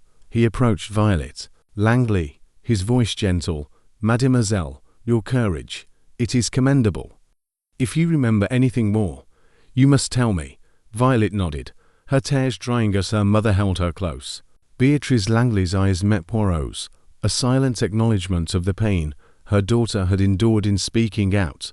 Later, in the privacy of the library, Poirot shared his thoughts with Hastings. The emotional break. "Hastings, it is a turning point, Monsieur Winthrop's silence. It is not the silence of a murderer, but of a man caught in a web. The figure in the shadows, the stopped watch, the lover's letter, these are not separate threads, but part of the same tapestry." Hastings frowned, his mind racing. But who was Edward protecting? And the watch stopped at 11:47, before the scream. Does that mean the murder happened earlier? "Precisement," Poirot said, his eyes gleaming. "The scream. It was a distraction, meant to draw us to the scene at midnight. The murderer. They planned this carefully, but they could not account for every detail. The watch. It betrays them. As night fell, the yacht seemed to close in around them, its opulence a stark contrast to the darkness of the crime. Hastings felt the weight of the mystery pressing closer, the emotional cracks in the guests' facades revealing glimpses of the truth. Poirot, his mind a whirl of connections, was drawing ever closer to the heart of the puzzle, his little grey cells poised to unravel the lies that bound the sapphire yacht to its deadly secret. Chapter 9. The trapped sapphire yacht cut through the restless waves of the English Channel, its polished decks gleaming under a moon veiled by scudding clouds. The air was thick with the scent of salt and the unspoken dread that had settled over the passengers since Sir Reginald Harrow's murder. The opulent saloon, once a stage for laughter and champagne, now felt like a courtroom, each guest a defendant awaiting judgment. Captain Arthur Hastings stood near the grand staircase, his hands clasped tightly, his eyes scanning the faces of the gathered passengers. The tension was palpable, a coiled spring ready to snap, and Hercule Poirot, with his unerring instinct for the dramatic, was about to set the trap. Poirot stood at the centre of the saloon, his small frame commanding the room with an authority that belied his stature. His black suit was pristine, his moustache a perfect arc, and his green eyes gleamed with a quiet intensity that made Hastings's pulse quicken. The detective held a small notebook, its pages filled with meticulous notes, clues, alibis, contradictions that had brought them to this moment. The blue silk thread, the steel watch fob, the stopped watch, the lover's letter, and now Edward Winthrop's tearful silence had woven a web of suspicion, and Poirot was ready to tighten it. Mesdames et messieurs, Poirot began, his voice clear and resonant, cutting through the nervous murmurs. We stand at a crossroads in this investigation. A man is dead, struck down by a dagger on this very yacht, and the murderer is among us. The clues, they speak the thread, the ash, the note, the watch, but they require honesty to be understood. Tonight, I shall lay a trap, not for the innocent, but for the guilty. And the guilty, they will betray themselves. A hush fell over the room, the guests' faces pale in the lamplight. Lady Eleanor Harrow, her sapphire necklace glinting, sat rigidly, her hands folded in her lap, but her eyes betrayed a flicker of unease. Clara Winthrop clutched her brother Edward's arm, his face haggard, his gaze fixed on the floor, as if it held the weight of his secrets. Violet Langley, clinging to her mother Beatrice, trembled, her confession about seeing Edward on the upper deck still raw. Harold Baxter mopped his brow, his wife Evelyn's lips pressed into a thin line. Lionel Grayson, the barrister, leaned against the bar, his easy charm replaced by a wary alertness.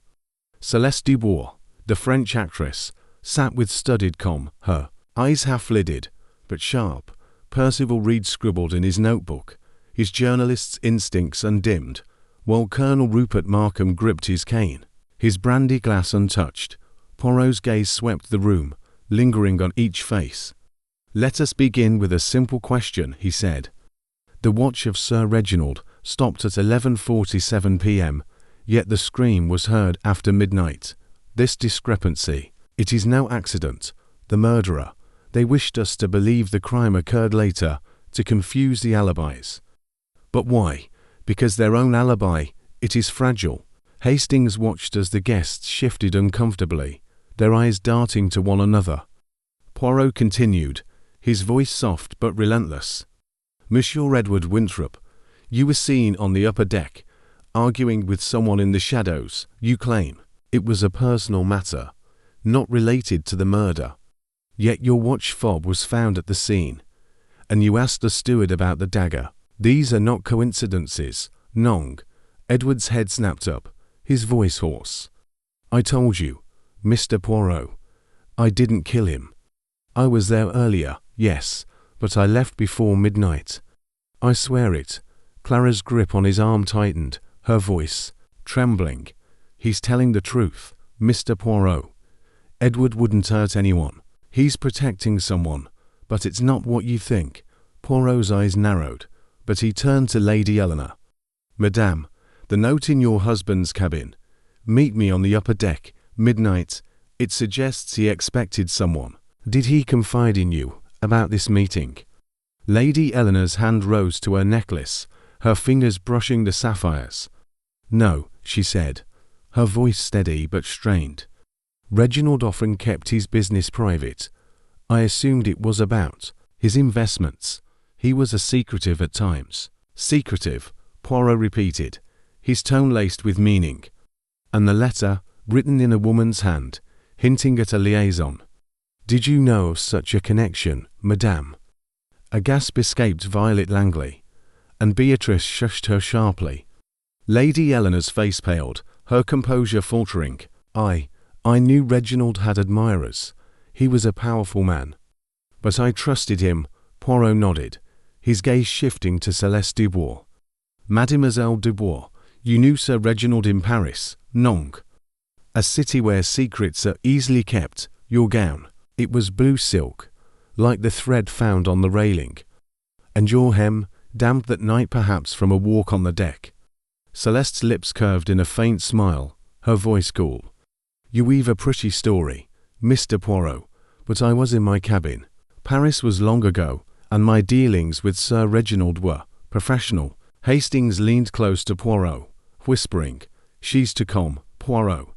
She's hiding something. Poirot's eyes gleamed, but he did not respond. Instead, he turned to the group, his voice rising. The trap, it is set. I propose a reconstruction of the night of the murder. We shall return to the upper deck, and each of you will show me where you were when the scream was heard.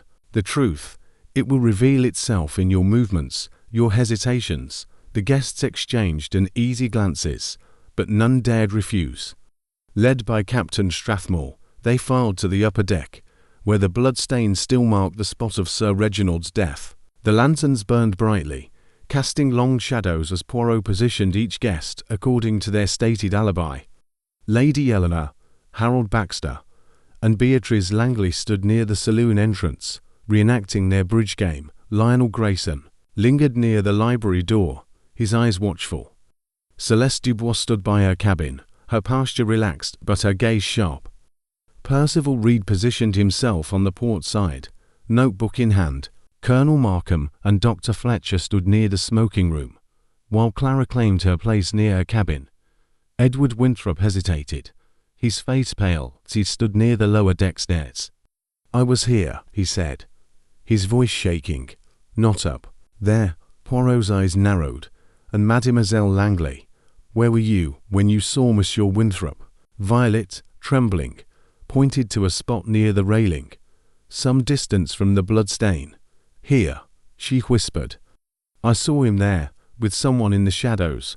Poirot nodded, his gaze sweeping the deck. Bon, now, the scream let us hear it again. At his signal, Violet let out a tentative cry, her voice faltering, but loud enough to echo across the deck. The guests flinched, their reactions revealing more than their words. Edward's hands clenched, his eyes darting to Clara. Lady Eleanor's hand flew to her necklace, her breath catching. Celeste Dubois's smile faltered for a fraction of a second, while Harold Baxter's face flushed red. Poirot watched, his mind cataloguing every detail. The scream, it draws attention, he said. But the murder, it happened earlier, when the deck was dark. Someone extinguished the lanterns, then relit them after the deed. Who among you had the opportunity? A heavy silence followed, broken only by the lapping of the waves. Then, to everyone's shock, Clara Winthrop stepped forward, her voice trembling but resolute. Mr. Poirot, I can't let this go on. Edward was on the deck, yes, but he was with me. We were arguing about money, about Uncle Reginald's will. I didn't want to say because I thought it would make him look guilty. Edward's head snapped up, his eyes wide. Clara, no, it's true. Clara insisted, tears in her eyes. We were there before midnight. I left first, and he followed. We didn't see Uncle Reginald, I swear it. The revelation hung in the air, a new thread in the tapestry of lies. Poirot's eyes gleamed, his trap sprung. Merci, Mademoiselle Winthrop, your honesty. It changes much. But the question remains, who met Sir Reginald at 11:47, and you screamed? To mislead us, as the guests dispersed, their faces etched with fear and doubt, Hastings turned to Poirot. Clara's confession, it clears Edward, doesn't it? But we're no closer to the killer. Poirot's smile was enigmatic. Non, mon ami, the trap, it has caught something. The murderer, they are nervous now. They will make a mistake, and we shall be ready. The night deepened, the yacht a floating prison of secrets. Hastings felt the weight of the mystery pressing closer, but with Poirot's trap set, the truth was inching ever nearer, hidden in the shadows of the Sapphire. Yacht. Chapter 10. The Revel Sapphire yacht glided through the darkened waters of the English Channel, its decks bathed in the pale glow of lanterns, swaying gently in the night breeze. The air was thick with anticipation, the passengers gathered in the grand saloon for what Hercule Poirot had promised would be the final act of his investigation. The murder of Sir Reginald Harrow had cast a pall over the vessel, transforming its opulent interiors into a stage for suspicion and fear. Captain Arthur Hastings stood near the fireplace, his heart pounding, his eyes fixed on Poirot, who stood at the centre of the room, his small frame radiating an almost tangible authority. Poirot's black suit was immaculate, his moustache a perfect crescent, and his green eyes gleamed with the certainty of a man who had unravelled the puzzle. The guests sat in a tense semicircle, their faces pale and drawn, each aware that the truth was about to be laid bare. Lady Eleanor Harrow, her sapphire necklace catching the firelight, sat with rigid composure, her hands clasped tightly. Clara and Edward Winthrop sat close, their faces etched with worrying, Clara's confession still ringing in the air. Violet Langley clung to her mother, Beatrice, whose stern expression masked a flicker of dread. Harold Baxter mopped his brow, his wife Evelyn's lips pressed into a thin line.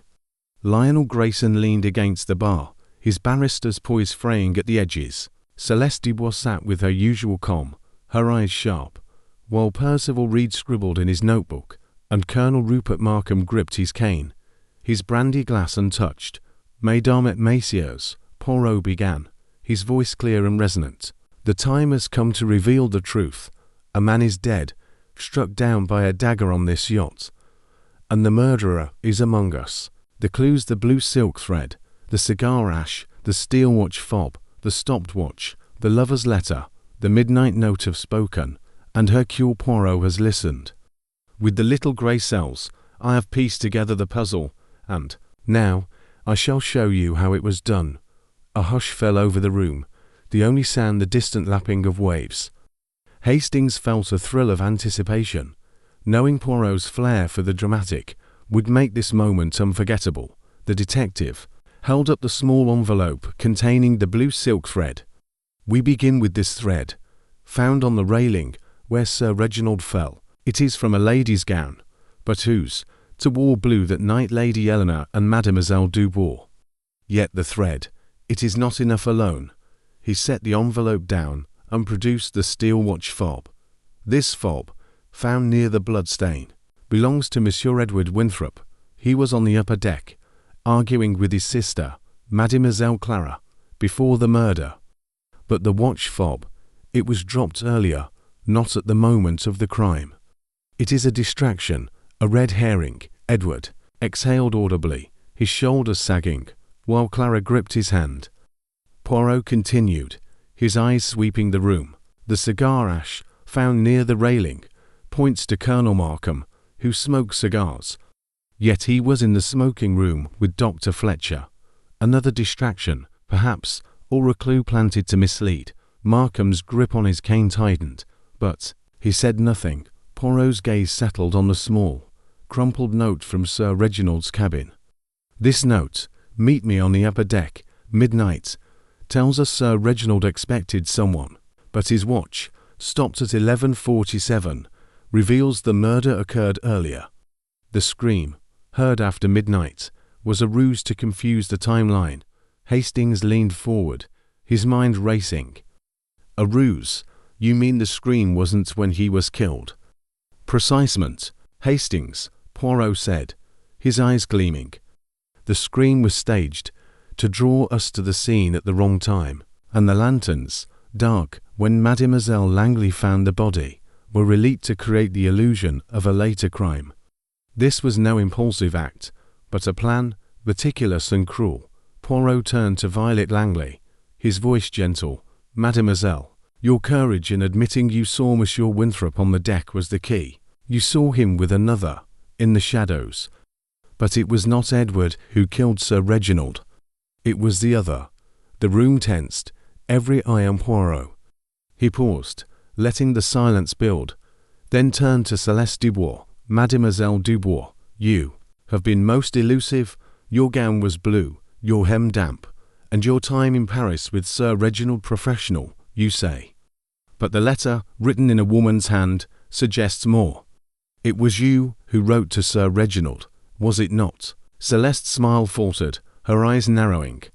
"You accuse me, Mr. Poirot. I was in my cabin. I had no reason to harm him." Poirot's voice was unrelenting.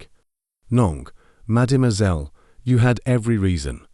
Sir Reginald, he was a man of promises, of wealth, of love, of a future, but he betrayed those promises, did he not?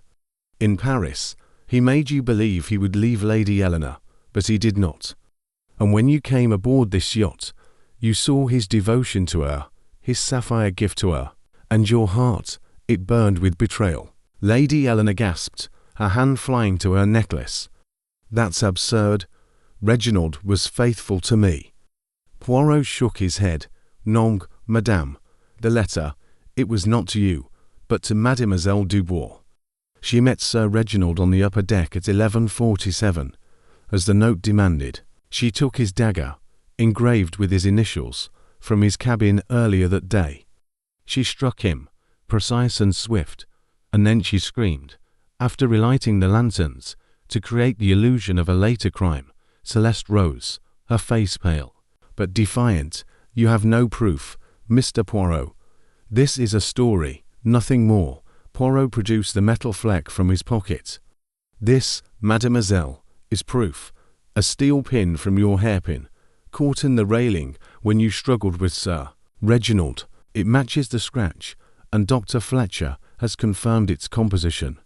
You dropped it in your haste, just as you left the thread of your gown." The room erupted in murmurs, the guests staring at Celeste, whose composure crumbled. Her hands trembled, her voice rising. "You're wrong. I loved him. I would never." "You loved him," Poirot interrupted, his voice calm but cutting. "And that love turned to hate when he rejected you. You planned this, mademoiselle, with care extinguishing the lanterns, planting the ash to implicate Colonel Markham, leaving the fob to point to Edward. But the watch, stopped at 11:47, betrayed you. And the scream, it was your voice, not Violet's, that drew us to the scene." Celeste's eyes filled with tears, her defiance collapsing. "He lied to me," she whispered, her voice breaking. "He promised me everything, and then he laughed, said I was nothing. I couldn't bear it." The saloon was silent, the weight of her confession settling over the guests. Lady Eleanor's face was ashen, her hand clutching the sapphire necklace, as if it burned. Edward and Clara embraced, relief washing over them. Violet Langley sobbed quietly, her mother holding her close. Poirot's expression softened, but his voice remained firm. "The truth, it is painful, but it is necessary, Mademoiselle Dubois. You will answer to the authorities when we reach port." Captain Strathmore stepped forward, his face grim. "I'll have her confined to her cabin until we dock." As Celeste was led away, her head bowed. The guests dispersed, their relief tinged with sorrow. Hastings turned to Poirot, his voice low. "You did it, Poirot. You saw through it all, the scream, the watch, the hairpin. But how did you know it was her?" Poirot's eyes twinkled. "The little grey cells, mon ami, the clues, they told a story of betrayal, of a heart broken, and turned to vengeance. The pin, the thread, the timing, they pointed to one who knew Sir Reginald intimately, one who could move unseen. Celeste, she was the shadow on the deck the yacht sailed on, the truth now a heavy anchor among its passengers." Hastings felt a mix of awe and exhaustion. The weight of the mystery lifted, but its echoes lingering. Poirot, his work done, stood quietly, his gaze on the sea, ready to face whatever puzzle the world might bring next. Chapter 11. The reflectant sapphire yacht sailed steadily through the night, its polished hull cutting through the dark waters of the English Channel under a sky now clear and studded with stars. The tension that had gripped the vessel for days had begun to ebb, replaced by a somber quietude, as if the passengers were collectively exhaling after the storm of Hercule Poirot's revelation.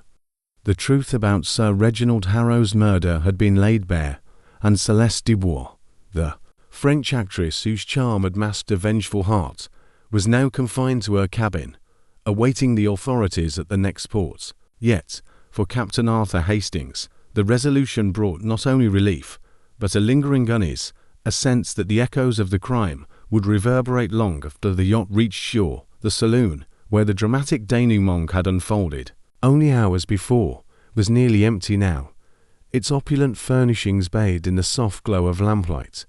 The guests had retired to their cabins, their faces drawn with a mixture of shock, guilt, and gratitude. Only a few remained. Lady Eleanor Harrow, her sapphire necklace now removed, sat alone near the fireplace, her eyes distant.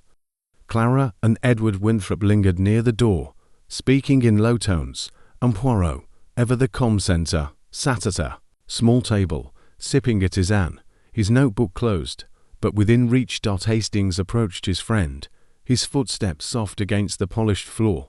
"Poirot," he said, settling into the chair opposite, "you've done it again.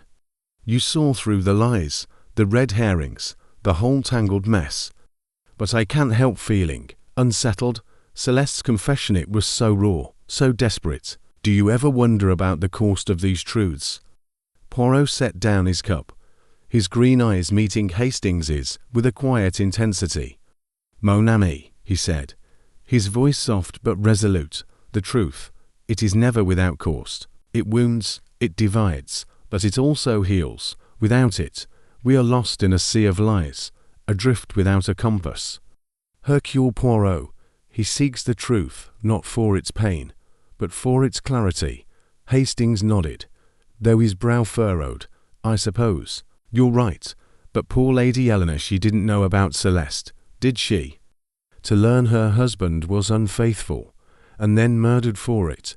It's a cruel blow." Poirot's gaze drifted to Lady Eleanor, who sat staring into the fire, her hands folded tightly in her lap. "Madame Harrow, she carries a heavy burden," he said. "The sapphire necklace, it was a symbol of love, but also of betrayal, yet she's strong. Hastings, she will endure." As if sensing their attention, Lady Eleanor rose and approached, her movements graceful but weary. "Mr. Poirot," she said, her voice steady despite the shadows in her eyes, "I owe you my thanks. You've brought justice to Reginald, though the truth is painful. I never suspected Celeste, nor his feelings for her. I thought I knew him." Poirot inclined his head, his expression one of gentle sympathy. "Madame, the heart, it is a mystery even to those closest to it.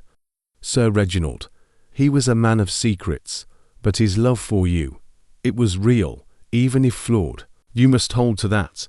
Lady Eleanor's lips trembled, but she nodded. "Thank you, Mr. Poirot.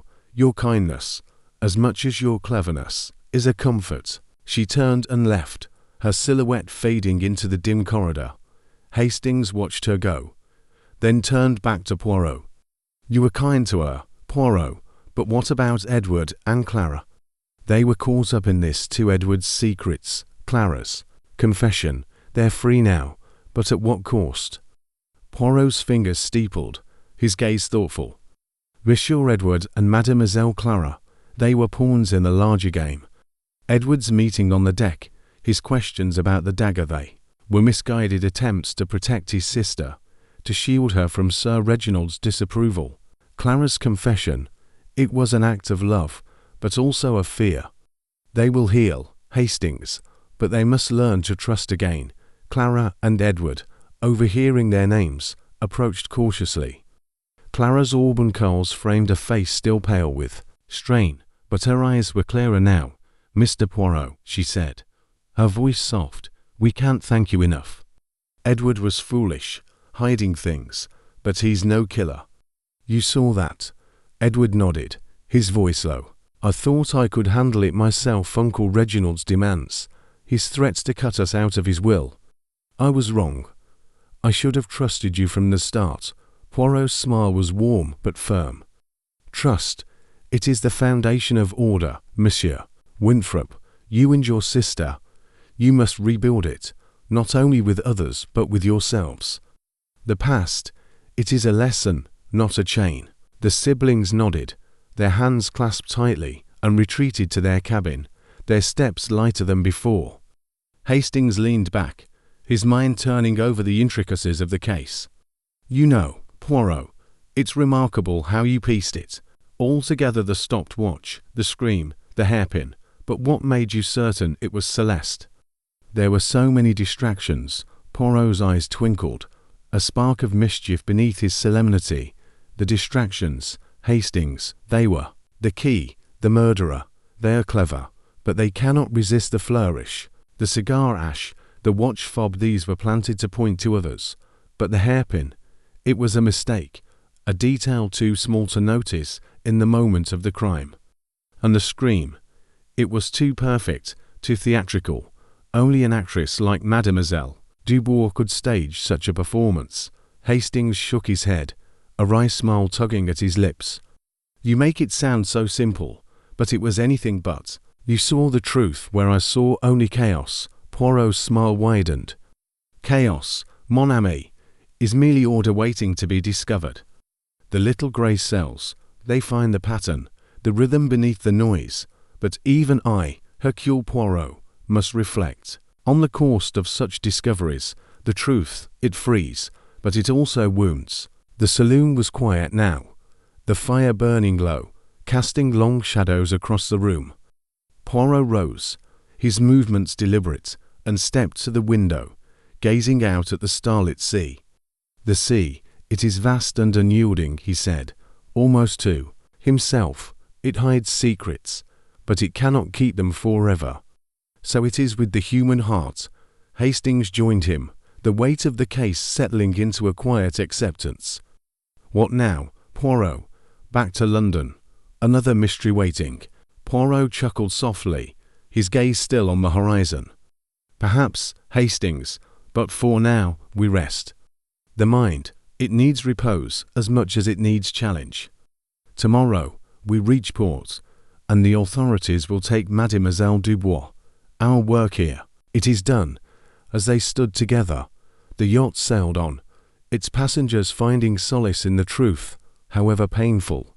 Hastings felt a profound respect for his friend, whose brilliance had illuminated the darkness, but also a quiet melancholy for the lives forever changed by the secrets uncovered. Poirot, his reflection mirrored in the glass, seemed to sense this, his hand resting lightly on Hastings's arm. Come, mon ami, he said, his voice gentle. Let us take the air. The night, it is clear, and the stars, they remind us that even in darkness there is light. They stepped onto the deck, the cool breeze carrying the scent of the sea. The sapphire yacht moved forward, leaving the shadows of its tragedy behind, and Hercule Poirot, his mission complete, walked quietly into the night, ready for whatever mysteries the future might hold. Chapter 12. The unseen motive-earth sapphire yacht glided through the early morning mist, its silhouette ghostly against the grey expanse of the English Channel. The revelation of Celeste Dubois as Sir Reginald Harrow's murderer had brought a measure of closure to the passengers, yet an undercurrent of unease lingered, like the faint ripples of a stone long sunk beneath the waves. Captain Arthur Hastings stood on the lower deck, his hands gripping the railing, his mind wrestling with the loose threads of the case. Celeste's confession had been dramatic, her motives rooted in betrayal and heartbreak, but something nagged at him, a sense that the tapestry of the crime was not yet fully woven. Hercule Poirot emerged from the saloon, his black suit as pristine as ever, his moustache a perfect arc, his green eyes sharp with a restless energy. Despite the resolution of the case, he seemed far from settled, his little grey cells still at work, sifting through details that others might have dismissed. Hastings turned to him, his voice low. Poirot, you've solved it. Celeste is in custody, the truth is out, but I can't shake the feeling there's more to this. The way the others reacted last night, there's something we're missing, isn't there? Poirot's lips twitched in a faint smile, his gaze fixed on the horizon.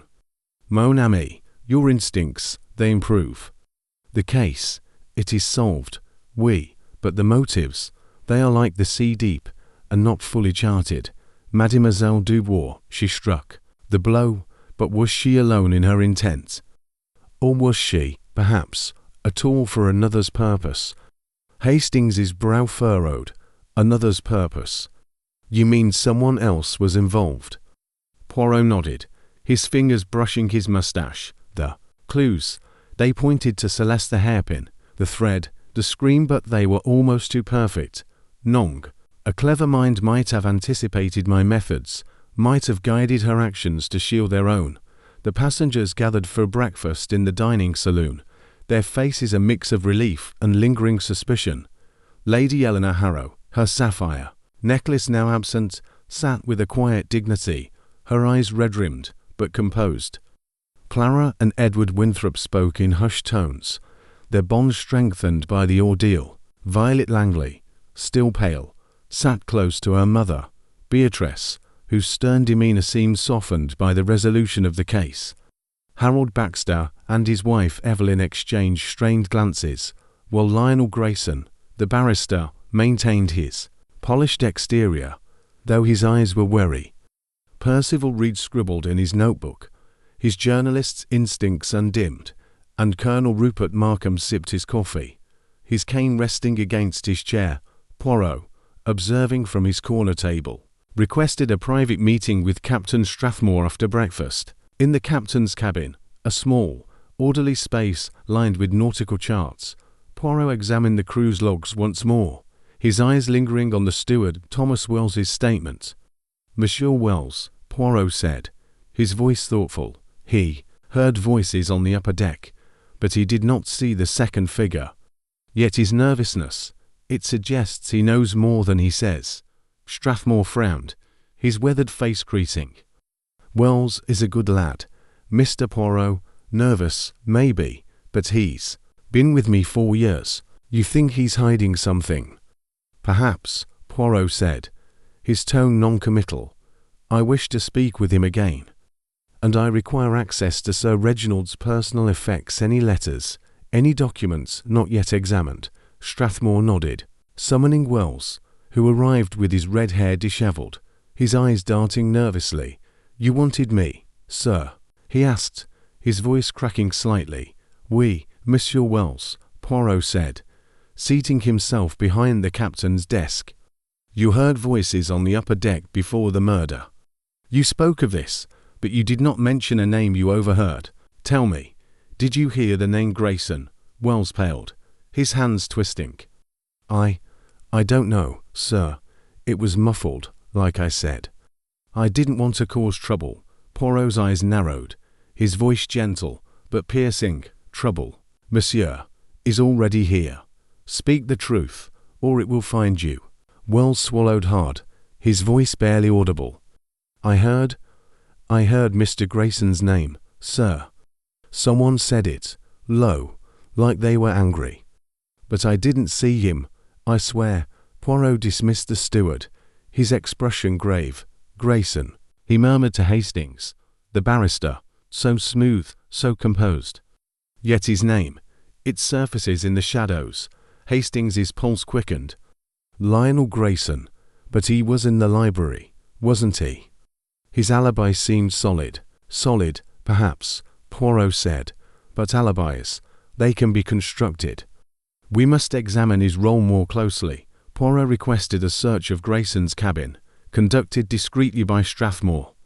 The search yielded a small, locked diary, its pages filled with cryptic entries. One, dated the day before the murder, read, R.H. knows too much. Must act before he ruins everything.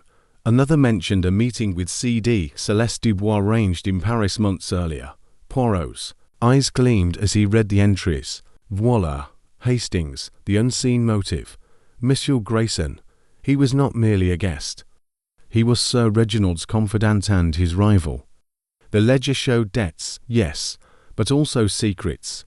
Grayson, he was entangled with Sir Reginald's business, and perhaps with Mademoiselle Dubois.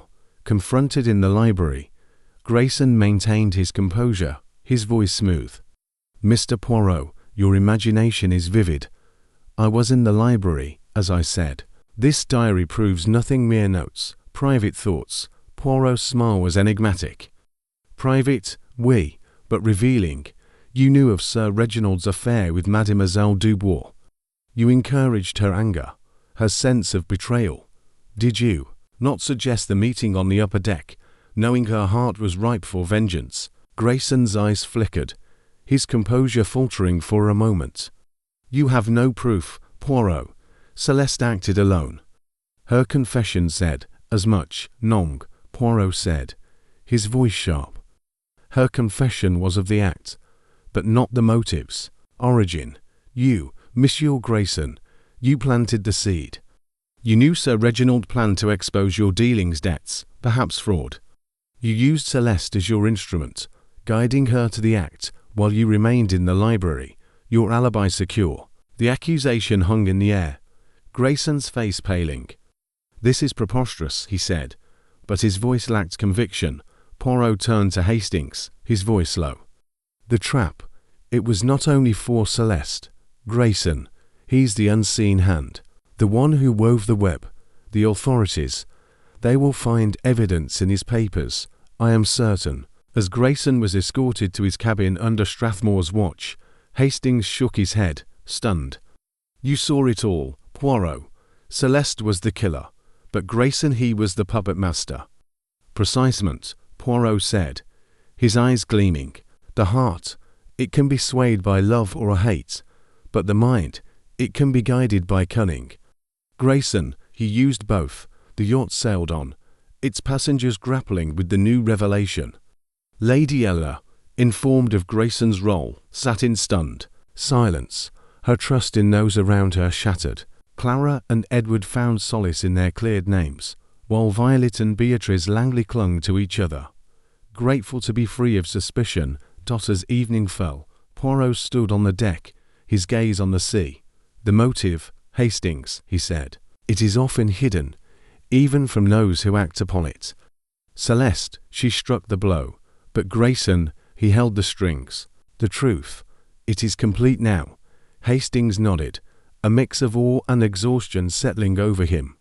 The Sapphire yacht was nearing port, its secrets laid bare, but the cost of the truth weighed heavily. Poirot, his work done, turned his eyes to the horizon, ready for the next challenge, his little grey cells ever vigilant in the pursuit of order.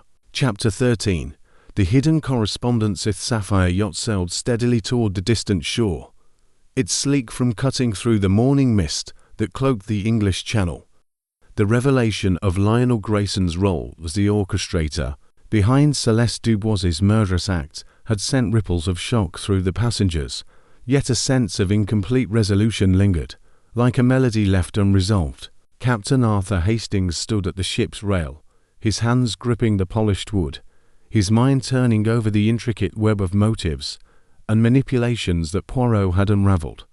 The case seemed solved. Celeste, the killer; Grayson, the mastermind.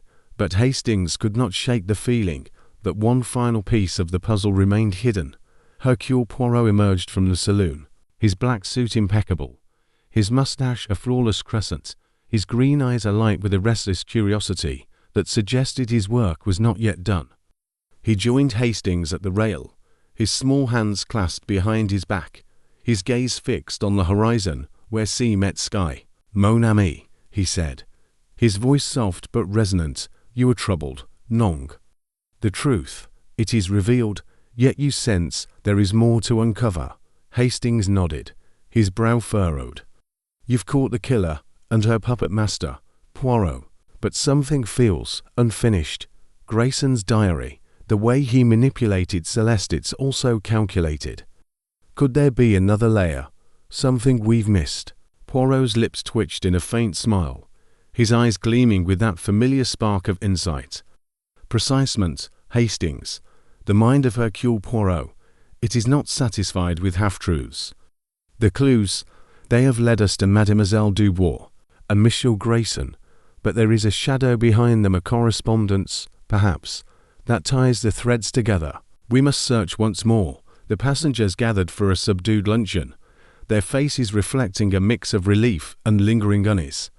Lady Eleanor Harrow sat alone, her hands folded, her expression one of quiet resolve, though the absence of her sapphire necklace spoke of a wound still raw. Clara and Edward Winthrop sat close, their voices low, their bond strengthened by their exoneration. Violet Langley, her nervous demeanour softened, sipped her tea beside her mother, Beatrice, whose stern facade now carried a hint of gratitude. Harold Baxter and his wife Evelyn exchanged strained glances, while Percival Reed scribbled in his notebook, his journalist's instincts undimmed. Colonel Rupert Markham, his cane tapping softly, sipped his coffee, his eyes distant. Poirot, seated at a corner table, requested a private meeting with Captain Strathmore after the meal. In the captain's cabin, surrounded by nautical charts and the faint hum of the ship's engines, Poirot examined a small bundle of papers retrieved from Sir Reginald's safe, overlooked in the initial search. Among them was a sealed envelope, its wax broken, but its contents intact: a series of letters, written in a precise, masculine hand, addressed to Sir Reginald, but unsigned. Poirot's eyes scanned the first letter, his expression growing grave. "Regard us, Hastings," he said, holding up the page. "This is no ordinary correspondence. It speaks of a debt not of money, but of loyalty. Listen, you promised me silence, Reginald, but your actions betray us. If you expose me, I shall ensure you pay a price far greater than gold." Hastings's pulse quickened. A threat? From whom? Grayson. Poirot shook his head, his fingers tracing the script. "Non, this hand is not Grayson's. It is too formal, too precise, but it is familiar. We have seen it before, in the ledger, perhaps, or in another document." The letters revealed a pattern, a series of demands, veiled threats, and references to a shared past. One mentioned a venture in Calcutta, another a promise broken in London. Poirot's eyes narrowed as he cross-referenced the handwriting, with the ledger found earlier, his fingers pausing on an entry signed by Harold Baxter. "Monsieur Baxter," he murmured, "the business partner." His debts to Sir Reginald were substantial, but these letters suggest a deeper bond, a secret that bound them beyond mere commerce. Hastings's jaw tightened. Baxter, but his alibi was solid: playing bridge with Lady Eleanor and Beatrice Langley. Could he have been involved with Grayson? Poirot nodded, his expression thoughtful. "It is possible, Hastings. Baxter, he is a man of ambition, but also of fear. These letters suggest Sir Reginald held a secret over him, perhaps a scandal, perhaps a crime. Grayson, he manipulated Celeste, but Baxter, he may have been the catalyst, the one who set the stage."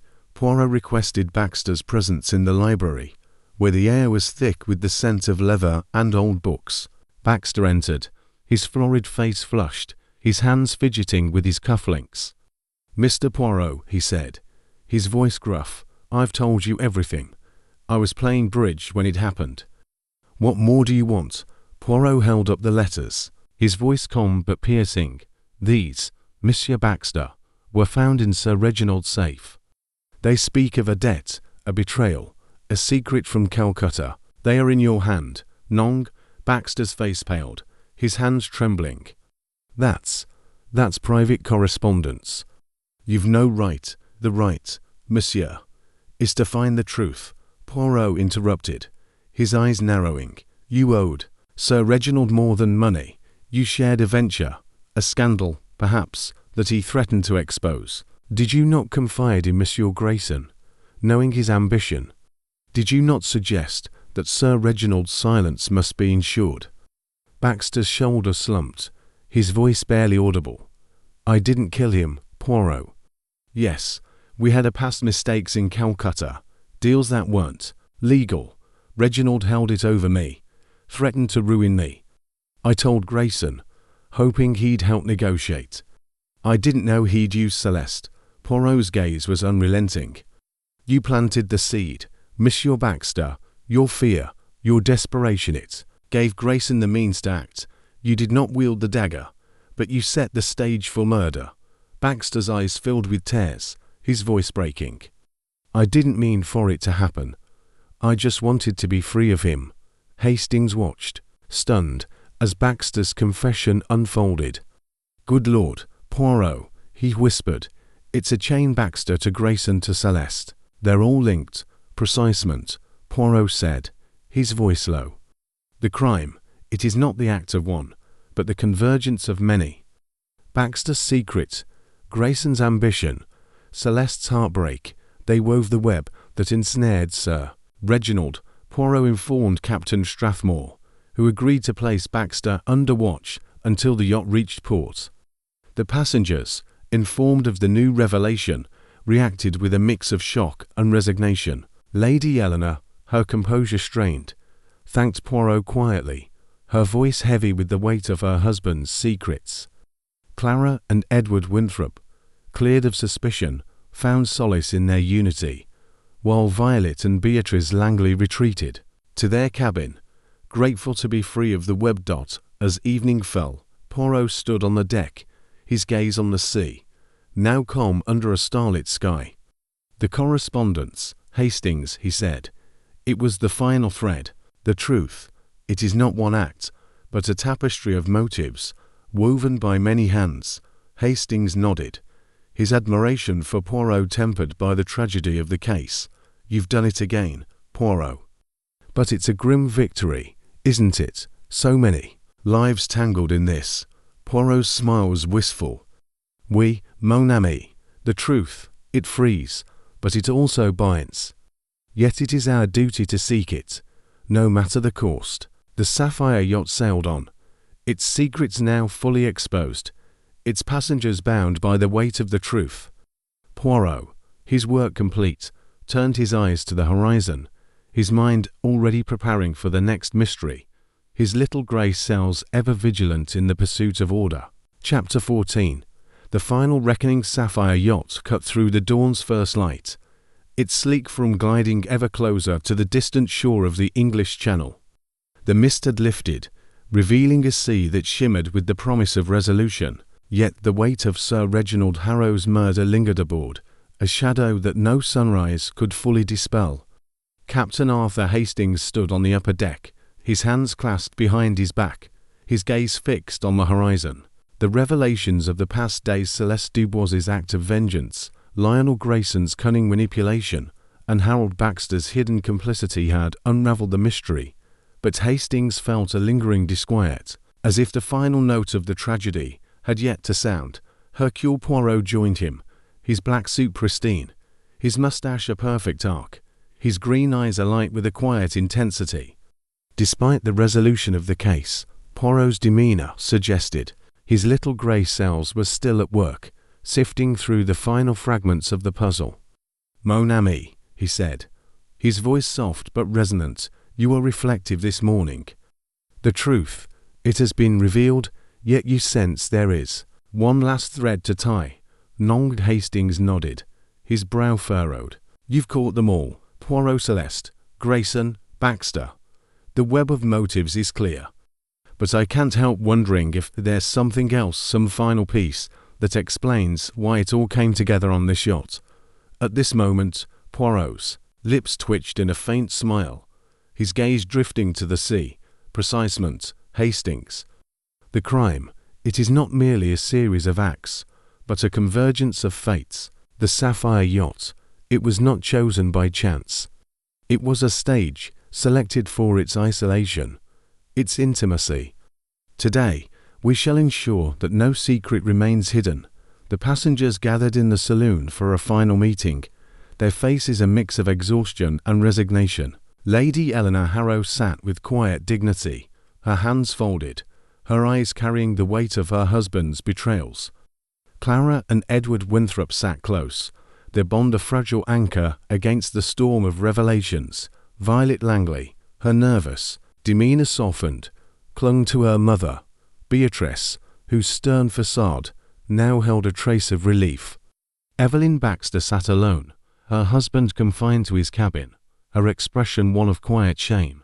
Percival Reed, his notebook ever present, scribbled with a subdued energy, while Colonel Rupert Markham sipped his coffee, his cane resting against his chair.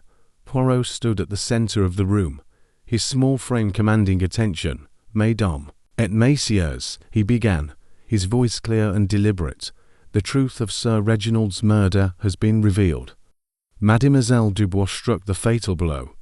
Driven by a broken heart, Monsieur Grayson orchestrated the act, using her pain to protect his own secrets. Monsieur Baxter, with his hidden past, set the stage. But there is one final question. Why here? Why now? The answer. It lies in the heart of this yacht. A murmur rippled through the room, the guests exchanging wary glances. Poirot held up a small, leather-bound journal, retrieved from Sir Reginald's safe alongside the letters. This journal, he said, contains Sir Reginald's final thoughts, written the day before his death. It speaks of a decision to expose a truth that would ruin many. Listen, tomorrow, I shall confront them all. The debts, the lies, the betrayals, they must end. The sapphire yacht will be my witness. Hastings' pulse quickened. Confront them all. You mean he planned to expose Grayson and Baxter? Oui, Poirot said, his eyes gleaming. Sir Reginald, he was a man of secrets, but also of pride. He invited you all to this yacht not only to celebrate, but to settle scores. He knew of Grayson's ambitions, of Baxter's scandal in Calcutta, of Celeste's hopes. He intended to reveal them, to clear his conscience before his 60th year. This, Ms. Amis, was the spark that ignited the crime. Lady Eleanor's hand rose to her throat, her voice trembling. Reginald planned to expose them, but why not tell me? Poirot's gaze softened. Madame, your husband, he wished to protect you from the pain of his secrets. The sapphire necklace, it was his apology, his attempt to reaffirm his love. But his decision to confront his enemies, it sealed his fate. Clara Winthrop's eyes widened. So Uncle Reginald brought us all here to judge us, not to judge, Mademoiselle, Poirot said, but to cleanse.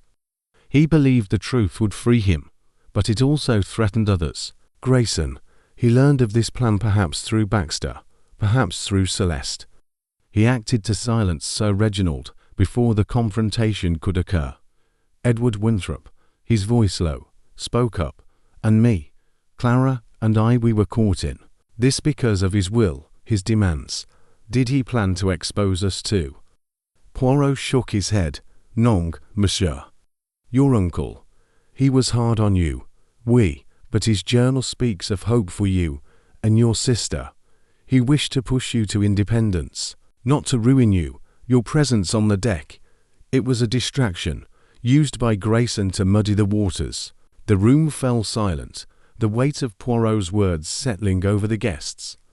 Percival Reed, his pen pausing, looked up. Mr. Poirot, you're saying this was all planned, because Sir Reginald was about to expose a network of secrets. That's monstrous, monstrous, oui, Poirot said, but human. The heart, it seeks love, power, redemption. The mind, it seeks to protect these desires. Sir Reginald's journal, it was the final clue, the reason the sapphire yacht became a stage for murder. Poirot turned to Captain Strathmore, who stood by the door.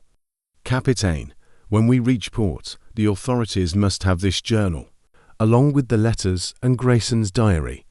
They will confirm the motives, the connections. Strathmore nodded, his face grim. It'll be done, Mr. Poirot.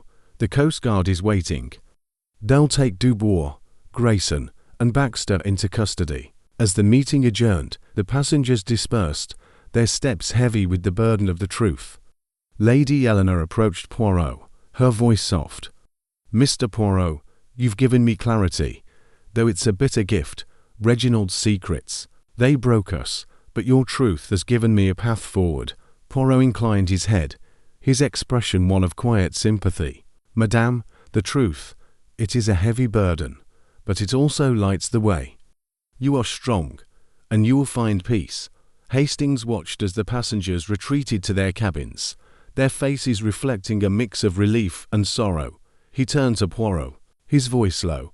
You saw it all, Poirot, the journal, the motives, the yacht as a stage. But it's a grim picture, isn't it? So many lives tangled in one man's decision.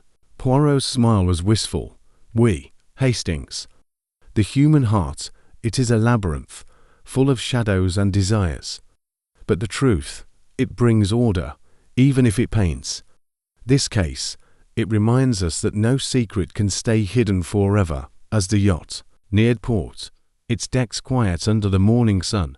Hastings felt a profound respect for his friend, whose brilliance had illuminated the darkest corners of the crime. The Sapphire yacht had been a prison of secrets, but Poirot's relentless pursuit of the truth had set its passengers free, if only to face the consequences of their choices. The final reckoning was complete, and the shore beckoned, promising a return to a world where order, however fragile, could be restored. Chapter 15. The departed Sapphire yacht approached the English coast as the first light of dawn painted the horizon in hues of rose and gold, its sleek form a silent witness to the tumultuous events that had unfolded within its opulent confines. The air was crisp, carrying the promise of land and the weight of a tragedy resolved. Captain Arthur Hastings stood on the upper deck, his hands clasped behind his back, his gaze fixed on the distant shore. The unraveling of Sir Reginald Harrow's murder, Celeste Dubois's vengeful act, Lionel Grayson's cunning orchestration, and Harold Baxter's complicit secrets had brought closure. Yet the journey left Hastings with a quiet melancholy, a sense that the truth, though necessary, had exacted a heavy toll. Hercule Poirot joined him, his black suit as immaculate as ever, his moustache a perfect crescent, his green eyes reflecting a serene satisfaction, tempered by a hint of sorrow. The little Belgian detective, whose little grey cells had pieced together the intricate puzzle, seemed to carry the weight of the case lightly, his mind already turning toward the future. "Mon ami," he said, his voice soft but resonant, against the gentle lapping of the waves, "you were pensive this morning. The case, it is closed, yet you linger on its shadows." "Non." Hastings nodded, his expression sombre. "You've done it." Poirot uncovered the truth, caught the guilty, set the innocent free. "But it's a bitter victory, isn't it? Lady Eleanor's heartbreak, the Winthrop's fear, Baxter's shame, it's also human. Do you ever tire of it? This endless dance with deceit?" Poirot's lips curved in a wistful smile, his gaze drifting to the sea. "Tire, Hastings, non. For the truth, it is my compass. But I am not immune to its course. The human heart, it is a labyrinth, full of beauty and pain. Hercule Poirot, he seeks to bring order, but he does not forget the lives touched by the truth." The passengers gathered on the deck as the yacht neared port, their faces a tapestry of emotions: relief, grief, and quiet resolve. Lady Eleanor Harrow stood alone, her hands clasped, her face composed, but etched with the lines of her ordeal.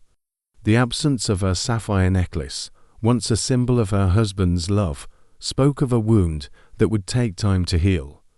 Clara and Edward Winthrop stood close, their bond a quiet strength, their eyes brighter now that suspicion no longer shadowed them.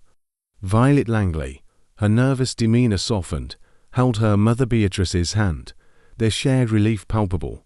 Evelyn Baxter stood apart, her expression one of quiet shame, her husband's role in the tragedy a burden she now carried alone. Percival Reed, his notebook tucked away, observed the scene with a journalist's keen eye, while Colonel Rupert Markham leaned on his cane, his brandy replaced by a sober clarity. Captain Strathmore approached Poirot, his weathered face grim, but respectful. "Mr. Poirot, the Coast Guard is ready to board. They'll take Miss Dubois, Mr. Grayson, and Mr. Baxter into custody. Your evidence, the journal, the letters, the diary, it's all been prepared for them." Poirot inclined his head, his voice steady. "Merci, Capitaine. The truth, it is now in their hands. Ensure that Mademoiselle Dubois is treated with care. She is a woman broken by love, not a monster. And Monsieur Grayson, his cunning must face justice, as must Monsieur Baxter's complicity." Strathmore nodded, his gaze lingering on Poirot with a mix of admiration and awe. "You've done a remarkable thing, sir. This yacht was a prison, but you've set us free." As the Coast Guard's launch drew alongside, the passengers watched in silence as Celeste Dubois, her face pale but composed, was escorted from her cabin. Her eyes met Poirot's briefly, a flicker of resignation in their depths, before she was led away. Lionel Grayson followed, his barrister's poise replaced by a grim acceptance. his hands cuffed as he boarded the launch. Harold Baxter, his florid face ashen, went last, his head bowed under the weight of his shame. Lady Eleanor approached Poirot, her voice soft but resolute. "Mr. Poirot, I cannot thank you enough. The truth has broken my heart, but it has also given me strength. I will rebuild, somehow, and carry on Reginald's legacy, his good, not his secrets." Poirot bowed slightly, his expression one of gentle sympathy. "Madame, your courage. It is a testament to the human spirit. The sea, it tests us, but you will find calm waters again." Clara and Edward Winthrop stepped forward, their faces reflecting gratitude and relief. "Mr. Poirot," Clara said, her voice steady, "you saved us, Edward especially. We were caught in a web we didn't understand." "Thank you," Edward nodded, his voice low. "I was a fool, hiding things, thinking I could protect Clara. You saw the truth when I couldn't." Poirot's smile was warm but firm. "The truth, it is a mirror, Monsieur Winthrop. It shows us our flaws, but also our strength. You and your sister, you will grow from this." As the passengers prepared to disembark, Violet Langley approached, her mother at her side. "Mr. Poirot," Violet said, her voice trembling but clear, "I was so afraid to speak, but you made it safe." "Thank you." Beatrice Langley's stone facade softened, her eyes glistening. "You've given my daughter peace, Mr. Poirot. We won't forget that." Poirot inclined his head, his voice gentle. "Mademoiselle, Madame, fear is a heavy burden, but truth is a lighter one. You are free now." The yacht docked, its engines falling silent as the passengers stepped onto the pier, their steps tentative but purposeful. Hastings watched them go, his heart heavy with the weight of their stories. He turned to Poirot, his voice low. "You've done it, Poirot. You've brought order to chaos, as always. But it's a strange feeling, isn't it? Solving the crime, but leaving so much pain behind." Poirot's gaze was distant, his eyes on the sea now fading behind them. "We, Hastings, the truth. It is a double-edged sword.